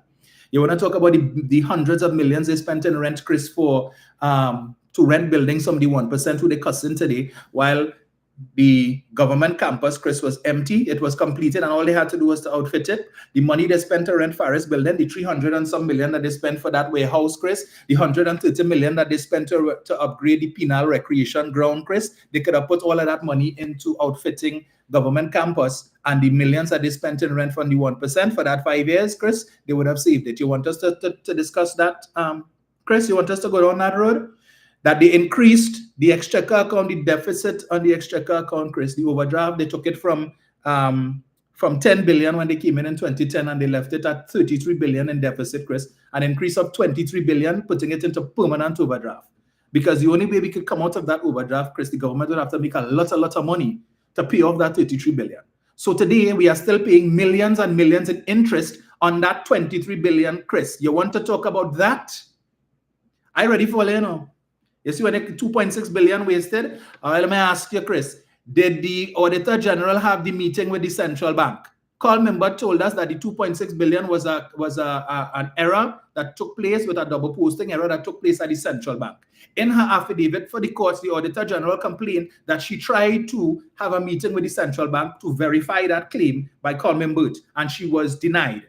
All right, she said she was denied, but we discussed that before, and we understand the reason why she was denied is because she didn't follow the law. The law required her to submit to the central bank in writing, the list of names of the persons that she was sending. The law is polluted declare section 10(2) of the Exchequer and Audit Act. She didn't do that. Hence the reason her request was denied. But on the 16th of September, there's an article in which it says that the Auditor General and the Central Bank agreed to meet to resolve this whole 2.6 billion. That was September. We are in February, Chris. Has that meeting taken place? Did the Auditor General go down to Central Bank to check to see if the explanation given by Coleman Burt was in fact what happened? And if she did, why has she not come out to the public and say, yes, I went to the Central Bank. Yes, I checked the electronic check clearance system, and I am satisfied that that is what happened. Because at the exit meeting back in July, where her senior auditors, who she sent to the Ministry of Finance to audit the documents and so on, when they completed their audit, Chris, the same auditors who working in her office told the ministry staff, we are satisfied. There is no 2.6 billion missing. We are satisfied that the documents that we saw and we reviewed and we understand what happened, there is no money missing. Her auditors said that. Mr. Imbert put that in the public domain via a press release. The Auditor General has never denied that. She has never denied that exit meeting and what her staff, her auditors told the staff of the Ministry of Finance. Chris, so when all they want to come here with your dotish talk and your nonsense, anything that you throw there, Chris, we will treat with. All right? What are your thoughts, Chris, on what I read out on Sunday with respect to the WhatsApp transcripts of Munilal telling a man to prepare a check for 25 million and 10 million so he could take it to the contractor? Is that appropriate for a minister of government, Chris, to be taking checks to a contractor? Is that the process? But if it is Camille Robinson Regis had done that, or if Rohan Sinanan had done that, or if Faris Al-Rawi had done that, you all would have raked them over the coals. But you have nothing to say about that. You okay with a minister of government requesting checks via WhatsApp, not even email or whatever. He sent a WhatsApp message to a man saying, I need a check for 25 million and 10 million because the contractor probably called him and say, hey, what's going on, boy? We need money. What happening? So you could call the minister, and the minister said, don't worry, I will take care of it. And that is the process that you bypass. Proper procedure. But they are the defenders of proper procurement. And you okay with that. But all you ain't gonna come here and talk about that. The $800 million that is irking me of ghost houses. House and bill, and the money cannot be found. All right, $180 million loan from NLCB, no documentation saying where that money went, what it was used for. But you ain't concerned about that. Almost $1 billion between the 800 million and the 180. We're talking $980 million that we don't know nothing about, Chris. But you ain't want to talk about that. But you want to come here and talk about nonsense. That is why you all deserve to remain in opposition. Because I keep telling you all you like to talk about PNM corruption, right? And PNM mismanagement and wrongdoing. When is that? You have 2020 vision. But when it comes to UNC wrongdoing, all of a sudden, all you have cataract and glaucoma. All right, no problem. Eric, go ahead. Good morning to you, Mr. Rubin. Good morning to you, listeners, callers. I'm on another segment of Facts and Stubborn Things. Yeah. We have to be living in a fool's paradise, Dominic, we have to be living in a fool's paradise. Because you cannot tell me from the last 15 years, we had a coalition.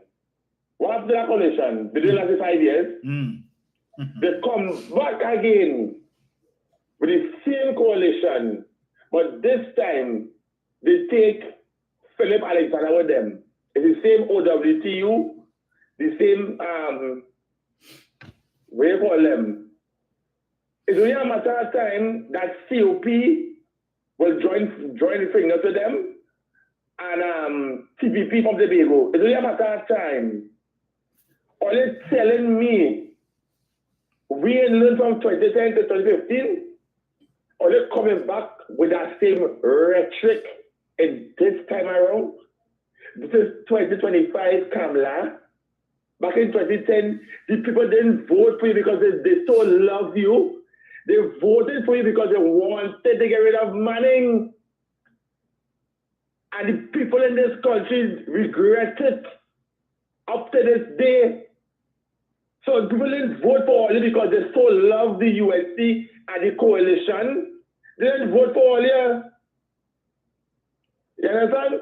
And they're coming this time around, right? And tell Roger, he have no shame, none whatsoever. Don't eat his shame and everything with it. Because you are the same person. When the then Prime Minister Kamala Persad, you had a lot to say about that individual. Plenty. Oh, she's this, that, and the other. What they say is Wednesday is what they forget to say. But you're coming today to fool who? Well, you can't fool nobody in this country, boy. You understand? The next one, Philip Alexander, you jump up and you say all kind of things in the 2023 local election campaign. Oh, Kamala stuttering and she falling down and she this and she that and she other. And oh, Munila this and the UNC, oh, affiliated with the criminals. And look at you today. They really say the political fumes is a hell of a thing, you know, Dominic. Inhaling political fumes does get men pass out in the UNC. Right? Kamala castrate all of them men balls from them and put them up on a rack. You understand? Because you cannot tell me all of them they was affiliated with the UNC. Even Lennox Smith should be the last person to be talking to the people in this country. Right? He should be the last person talking. All of them on that coalition had no shame, none whatsoever, none.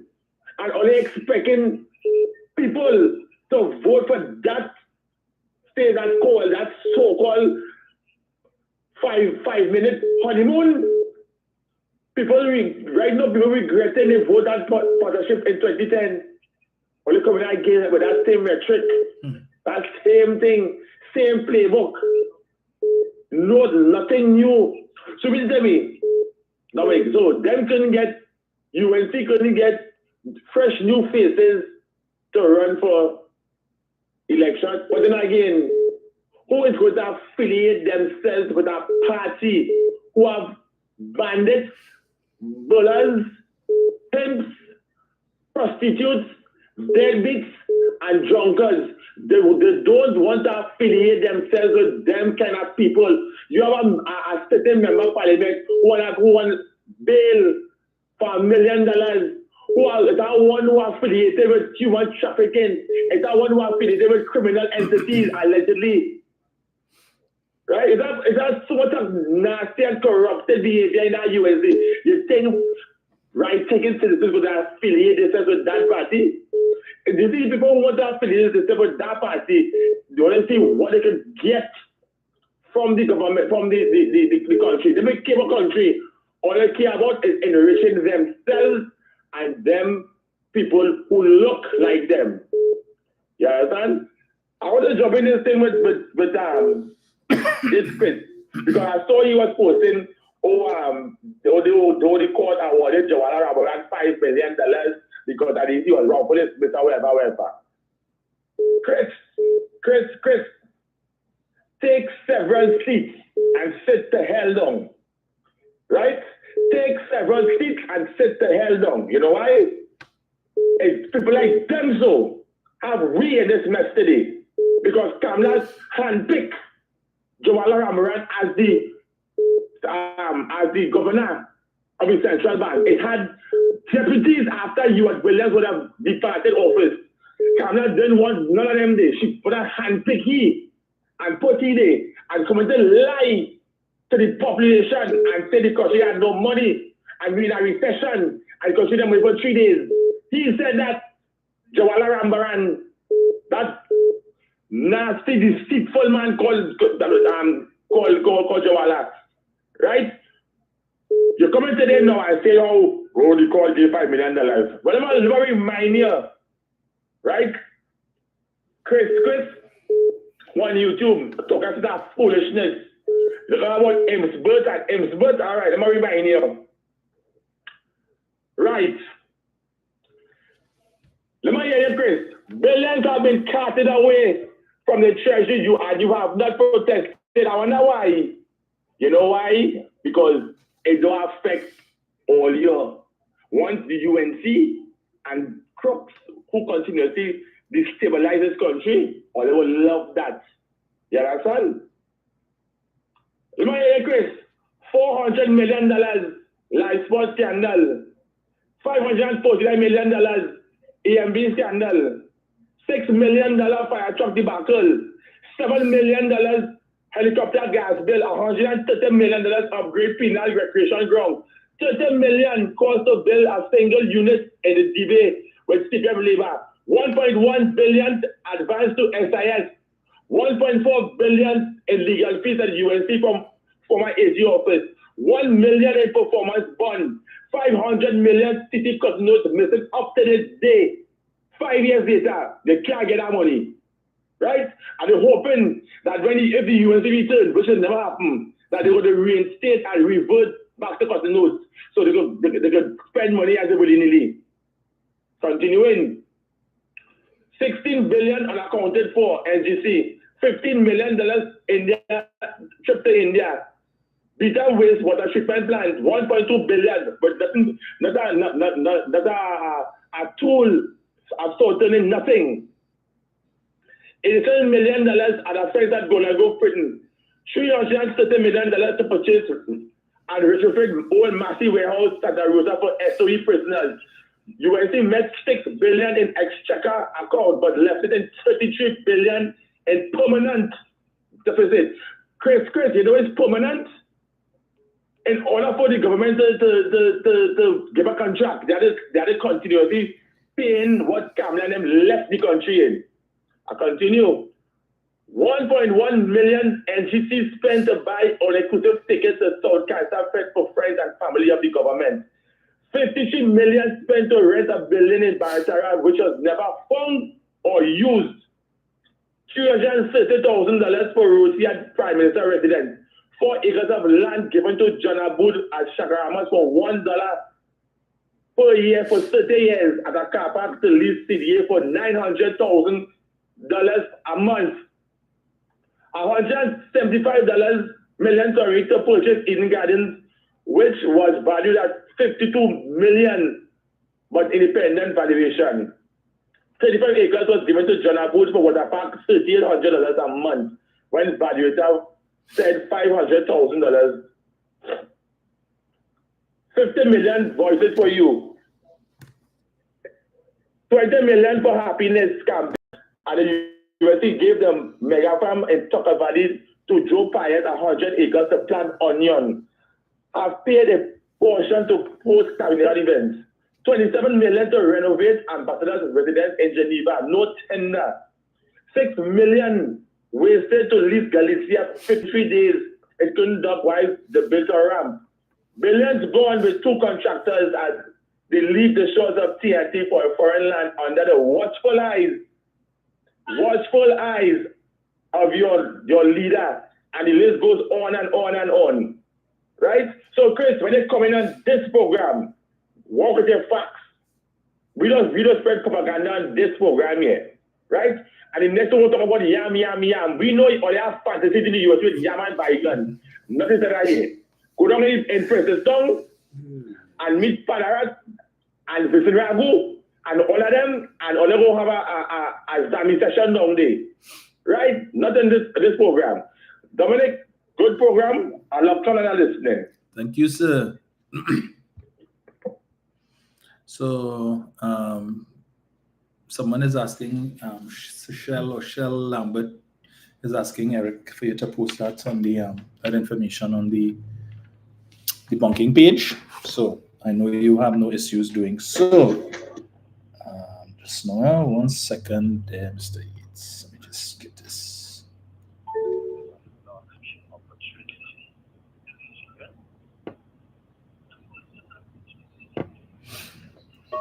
Hello, good morning. Hello? Hello? Mr. Yates. Yes, thank you. Am I live on your program? Yes, you are. Right, because I'm still seeing you talking. But anyway, just a couple points I would like to make this morning. You see, there are some characters who write in the papers about Dr. Rowley's crudeness and how low class he is and this and that and the other. But I could tell them, I'll answer them now and tell them, at no point in this country's history since 1956, okay? Since 1956. Are you hearing me clearly, Mr. Roman? Loud and clear. Good.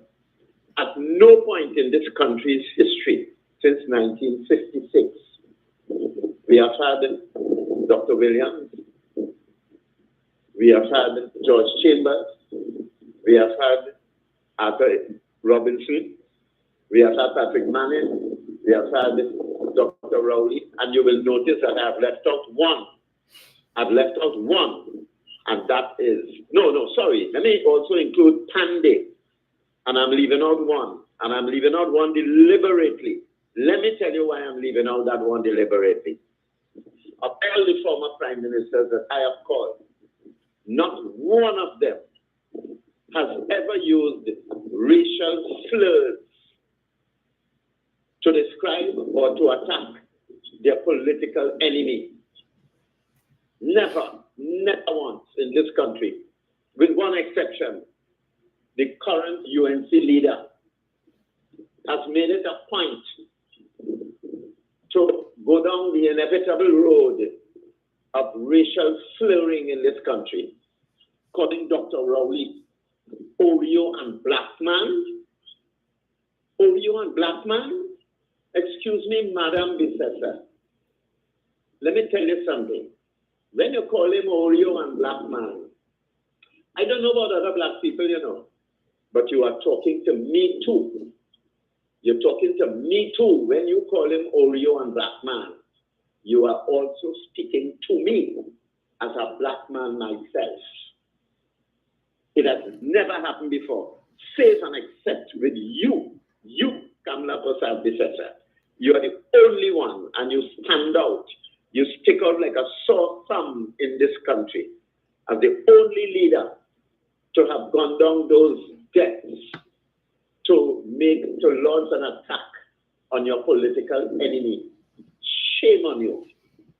We have never had this kind of deplorable, nasty, low-class, gutter behavior for you and black man.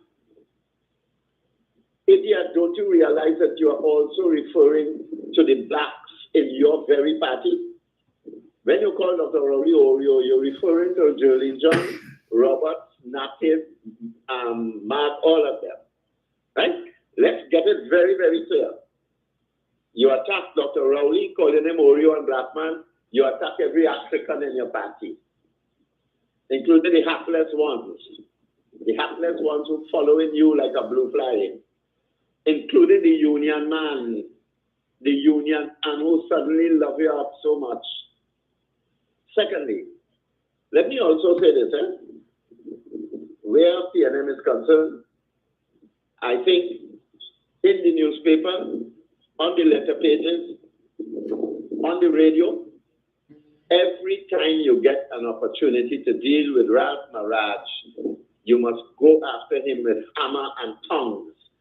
And in that regard, I have to say, that barring the Women's League, who give us a few little token criticisms and attacks and so on.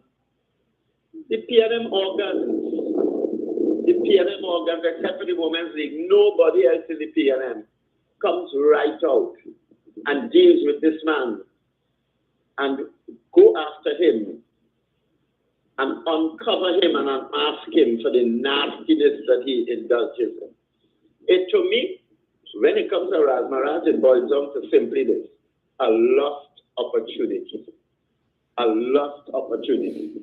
Those in the papers, those on the radio, wasting PNM time. Wasting PNM time.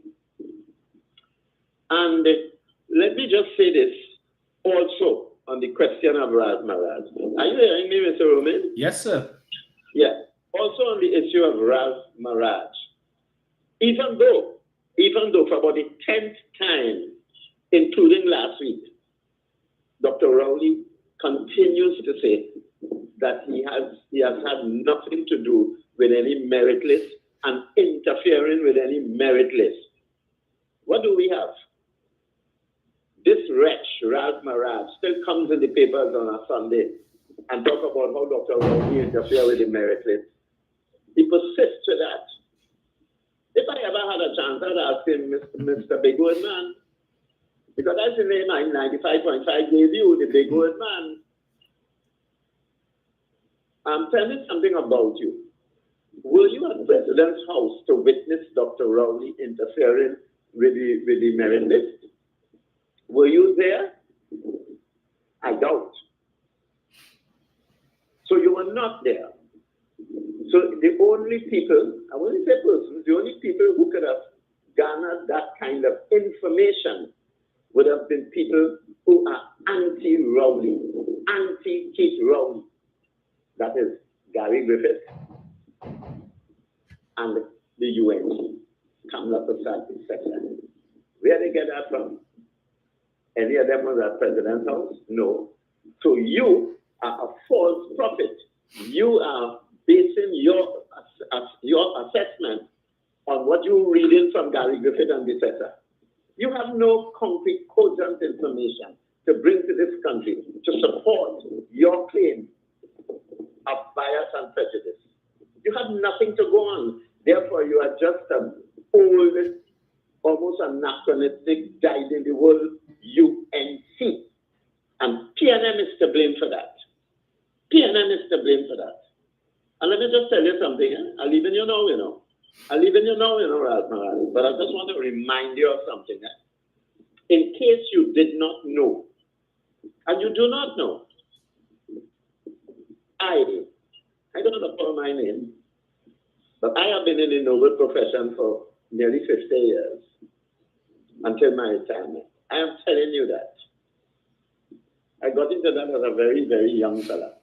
And I'm telling you, I have had experience of working in the rural areas of Trinidad and Tobago. The rural areas. And I could tell you, I have heard some stories, Ralph Maraj, that would make whatever remains of your hair stand up on your head. I could be a personal witness from what young girls have told me, young students, about their interference at home. Mommy and daddy break up. Mommy and daddy break up. So I suddenly, and you talk to people and you'll get this, you'll get this perspective. Suddenly, whenever you see one of those young girls suddenly drop out of school, watch that. Watch that. It's not just always poverty. It is interference. Mommy leave daddy. And I now have to be cook and wife for daddy. And this is where we are in this country. How very, very sad. That is why I am not prepared from my personal experience. I am not prepared to listen to any of those people using the word morality. Go and check your files. You go and check. You go and check how many times young girls just suddenly vanished from school.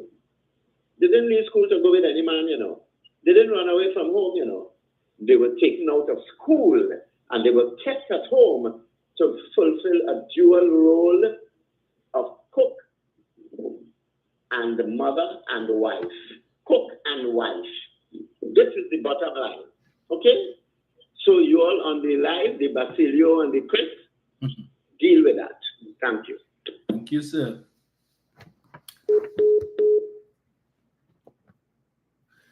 So Chris is saying Rowley bust out he afraid Trump. Chris, did you listen to Dr. Rowley's speech? Chris? Did you listen to Dr. Rowley's speech at the Energy Conference where he talked about Trinidad and Tobago along with CARICOM and Dominican Republic will be approaching the U.S. government, the Trump administration with respect to the cross-border gas? Or did you miss that, Chris? What is he afraid of? What is he afraid of? Trump has his own issues to deal with Elon Musk and the like. Trump talking about wanting to see Iran prosper after he criticized the Biden administration for their approach to Iran and so on. He says he just wants to see Iran prosper and grow. They just without nuclear weapons and the like. And the Trump administration is now making overtures to the Maduro administration. Look, yesterday I read an article where Juan Guaido and some other guy are now under investigation for embezzling and fraud with respect to US aid money. The man that your political leader supported and endorsed as the president of Venezuela is now under police investigation. Now being subject of a fraud investigation. Come now, man, Chris. Really going on with you. Better than that. Better than that. Dr. Rowley has nothing to be afraid of. Everything that he did was above board. All you're wishing and all you're really wishing. Jenny. That's my one sec, Jen. Let me just switch this thing here.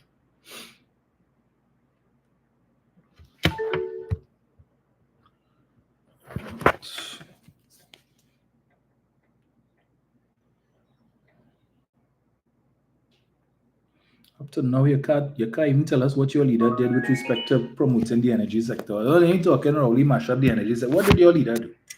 What did she do? Yeah, Jen. Hi, morning, Dominic. Morning. I'm phone hold up. I'm using my house phone and TSTP services. So I hope you hear me properly. Loud and clear. Okay. Morning again to you, Dominic. And morning. Again, any way that I could help assist you in bringing home that seat at Omera. Yes. It's now called Malabar Omera. Malabar Mausika. Malabar Mausika, you know you're dealing with you. Yes. Good morning to all those who locked on tuning into Facts and stuff and thing. I know you all have known me for a while. I've been under the weather, believe it or not. I don't know, Dominic's being chosen to go up for the representative of for the constituency. I think after that, the joy I had like that turned into a cold, all kind of back and forth time. So I just the excitement shut me down. And then my member of parliament, of course, would have went up on opposed Minister Stuart Young SC. You all are my two, if they like to say horses. I don't really say that, but we are my two people in the race along with all the other members of parliament who have also succeeded in retaining their nomination to represent the PNM again. All seats are important, so it didn't have none who more favorite than any other. Once everybody can win this seat, it means to say that the People's National Movement will be returned to office to lead this country into this new generation and this new times that we're into. And the more seats we get, is better for us, so that when laws have to be made in the interest of the citizens of Trinidad and Tobago, there will be no opposition to come in and just oppose or opposing sake. Of course, the opposition based on our style of governance is important, but they should not just be there to oppose everything because they want to look popular and they want people to like them. And that's what the UNC does. And we had enough of that. It's time for serious opposition so that a serious government can do the work for the people. I just want to say I saw something horrific happened, I think yesterday. There was some press conference and the opposition leader who clearly need some type of bush medicine or some type of thing. When she coughs, it's somewhat difficult to take ice pick and chip her with the coal off the chest. I think it sounds bad. So now that we have that to deal with, we have her teeth because we saw it all. It looked like it had moss and debris all on it. So they're not taking care of her. In fact, she's not taking care of herself. And we know she's a diabetic because she said so. And then we have heard about her chronic smoking and alcohol, and then her age factor, and now she has the cold. So we have to be very concerned about the opposition leaders' health, because every time Dr. Rolly calls for, he goes to see about himself, his medical and all that. The whole country wants to know, and it's important that we know the status of our leaders' health. But we have never been given any idea the status of Kamala Prasad Biswa's health. The media seems to shield her. I saw she came out the vehicle and people calling mother and over the sunlight has now come. I'm saying, good God, if this is not a Jim Jones in the making, I don't know what is. Real personality. They know this woman can't stand up. They know this woman can't laugh. This woman kind of figure nothing she has, but they're there because they need something to hold on to, because without her, all of them would be nothing. So as I was saying, I saw this media conference, and when I look at the union being there, I felt so disgusted. I want to tell the woman president of the contracted workers union, you don't know me, I don't know you, but I always speak of the labor movement. I ain't no big case in the labor movement, but I think I have a voice. I went to CPN and I trained and I understand the importance of the union. I understand the struggles of women in the union movement. And I don't think you understand the shoulders of the strong women that you stand on. And I want to talk to you this morning, Ms. President of Contracted Workers. You are a sellout and you are a disgrace to women like Elma France or Daisy Quick. Ms. Collett from the domestic trade union, and all the other women who have stood up, let their voices be heard in a male-dominated space so that women can have a voice in labor. You just take it away because you have no voice. You are selling the union into politics, and I'm not just union about. I've never heard you speak on anything that is worthwhile to help women. There's a study out that shows 1 out of 3 women in the union would have been abused. I never heard you come out and speak. But to see you sitting at that table, to join the Kamala Prasad Biswas, what could a union do when they go into politics? You know what you want to be? All of them want to be the same bourgeoisie class that all of us sit down and all of us post corn and all they want to be them. So they want to be employee because as a union leader, you're the employee of the members who pay their union dues every month. You work for them. They tell you what they want, and because they trust you to know the regulations and to know all the different things in the industrial code, know that they trust you, that you will be able to deal with the grievances. But when you become an employer, do you think you will sit down and deal with the employees now? Not in your favor. So how do you think you could sit at a table and the employers come now, and you will go against the employee that you have now become? So they declare conflict of interest. The only way the union does get themselves into active politics is if they have some type of policy or something that they want to present to the nation and so through the parliament. They will ask the opposition party, whoever they are, to become a temporary opposition senator to go and present whatever policy they want. And when that is finished, that's the end of that. If a union wants to get into politics, it's not the executive.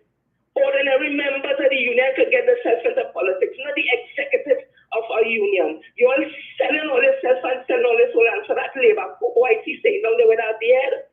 You is nothing. You have done nothing for the union movement. Even when Aaron McLeod became a labor minister, he ain't doing nothing. He ain't changed our legislation. He improved nothing. All it is about for, in my opinion, is money and power. And I'm going back to this woman again because you do not understand the shoulders that you stand on.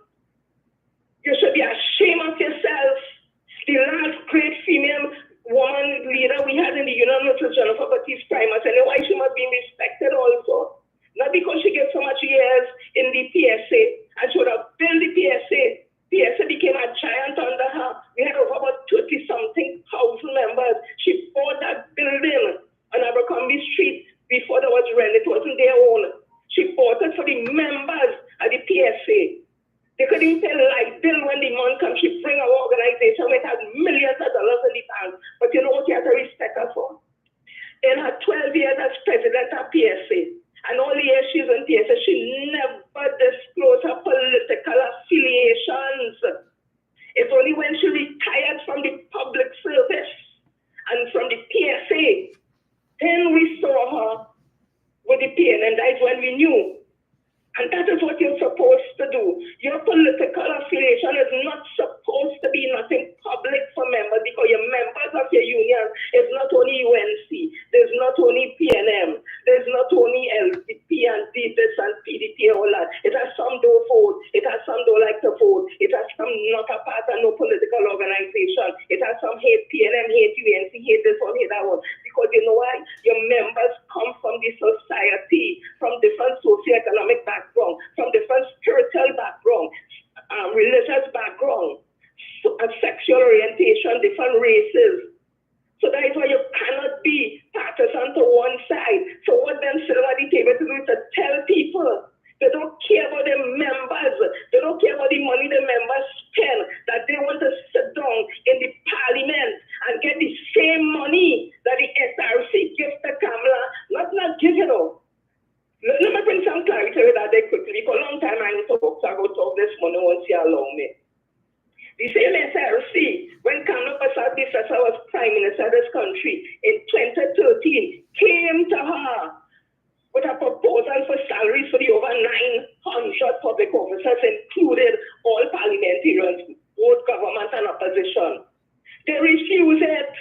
They find the money wasn't enough, and the SRC had was to go back. And what they come back with now, all them years later, is an improvement on the remuneration packages for the 900 senior public officers and opposition and government ministers. So what is the problem now? Why you didn't take the money in 2013 and find it wasn't enough? So all who talking about Gubar, ask Kamala why she didn't take the money they came and proposed to them in 2013. No, the money was too small. But again, you can't fault no parliamentarian or the 900 senior public officers who get increases. I'll tell you why. The SRC is the authority that does that kind of negotiation for them to get their terms and conditions and wages. But you know what has happened? They are able to use a different methodology in order to get these salary increases. They're using market prices, market value. Not like the public service where we still stuck on retail price methodology. You know why we stopped there? Because we haven't had a comprehensive job evaluation in public service. But those category of workers, they had a evaluation of their jobs and all that. So they're able to use a different methodology. So me and studying them and what they get, because all them union leaders, they want to go in there now to get them increased salaries. The same thing with UV lecturers. They get what they get because they have a market value, how they want to negotiate, and they have had a comprehensive evaluation of the jobs. The only people they don't have it is the public service, and again is because PSA has failed. I thought always to be so hard on the union. PSA has failed. The Baptiste does not know the public service. Drew didn't understand the public service neither, and because of them, our job evaluation has failed. It has stopped. Came to a halt. That is why we will be stuck on using the retail price methodology, index methodology, in order to get increases in salary. And that is not working no more. So that is why I'm saying here too, and I'm saying it proud. Public officers come out on March the 10th and vote resoundingly for PSA United Sentinel, who can do the work, who will be able to do the work, and who is not partisan, who wants to make sure the Public Service Association gets back in its rightful moral, that it will be able to help public officers who are suffering out there because of bad management and managers who continue to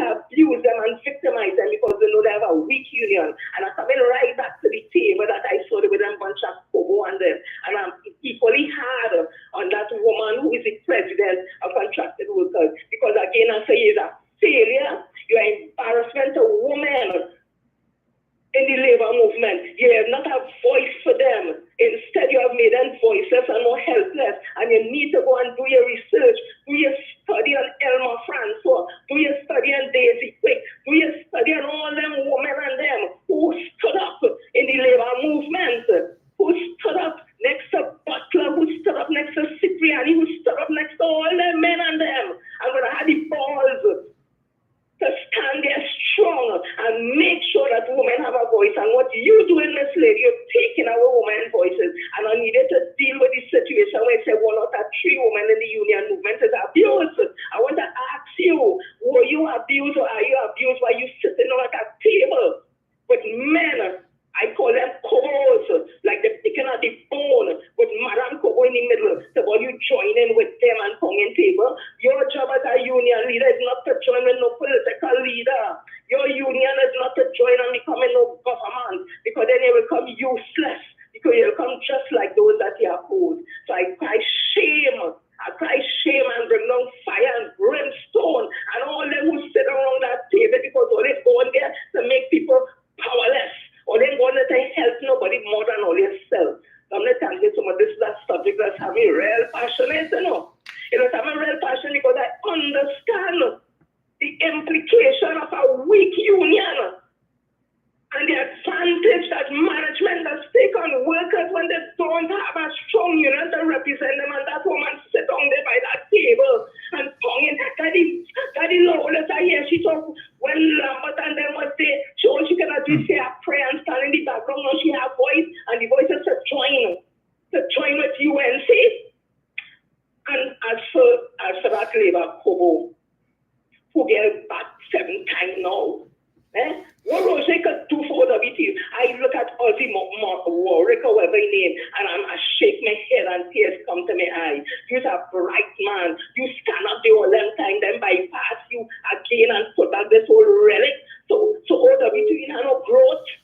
It didn't have no growth in that. See, the person woman always just stand and further Miss Ladies, or even have a voice inside. They want Roger's inside it. I cry shame on you, Ozzy Warwick. You should have been a man leading OWT and bringing vibrancy to it. Instead, you just like a little shadow behind that Labour Kobo. I cry shame on all of it. Yes, I'm like, have a blessing on him, and thank you for the opportunity. And I will not take back nothing I say, because I understand the importance of having a strong union. I don't mix my politics with my union at all, like two separate things. And you cannot have workers depending on these people to go and negotiate in good faith for them with the government, and you have a union already tell this government, we is all your enemy. We are negotiating with all you. We're going to negotiate with the opposition party, and because of that, public officers are still on 2013 salary, and all they want to tell me is the government. Why don't they look at the union? Why don't look at them Kobo and them who sit around that table? By shame and all the boy. But and them must be turning in the grave, boy. All this Dominic, if I had to cut there, see me, have a blessed morning and thank you so much. You too, Jen. Thank you so much. Last final caller. Hello, good morning. Dominic! Leave it there. What's going on? All is well. Let me hear your back now. I says, I don't know, sister, listen. Abong sap Dominic, you know, girl. Yes, I'm up in Westmore. I finally see you over there. Yes, sir. I want you to help me with something. You know, it's only you have to depend on.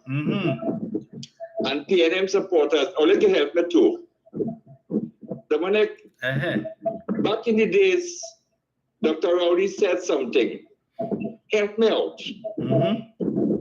Dr. Rowley said, a stronger Tobago will make Trinidad strong. Let me say that again in case it was closing the fridge door and didn't hear what I was saying. Dr. Rowley said, a stronger Tobago will make Trinidad strong. PNM supporters, only help me out with that and tell me what you mean.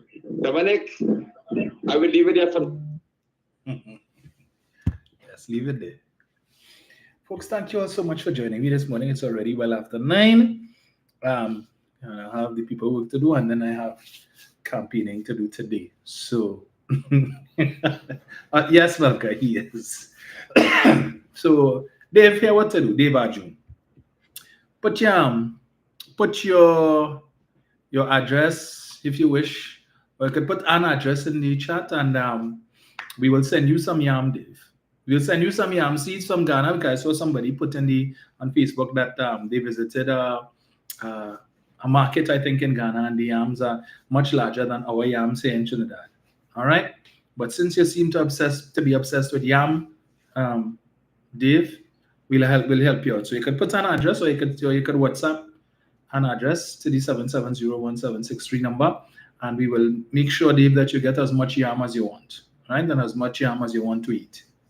Okay, we help you. We probably send you some green figs, some cassava, and what else we could send? Well, somebody said breadfruit too rich for his stomach. So yeah, and we'll send you some saltfish today. I don't know if you like saltfish, but we could send you that too. All right, we can assist you. So folks, enjoy the rest of your day. As I always say, make it a productive one, and yeah, God's willing, we will chat again. Today's Wednesday. If you don't see me in the morning, we'll chat on Friday.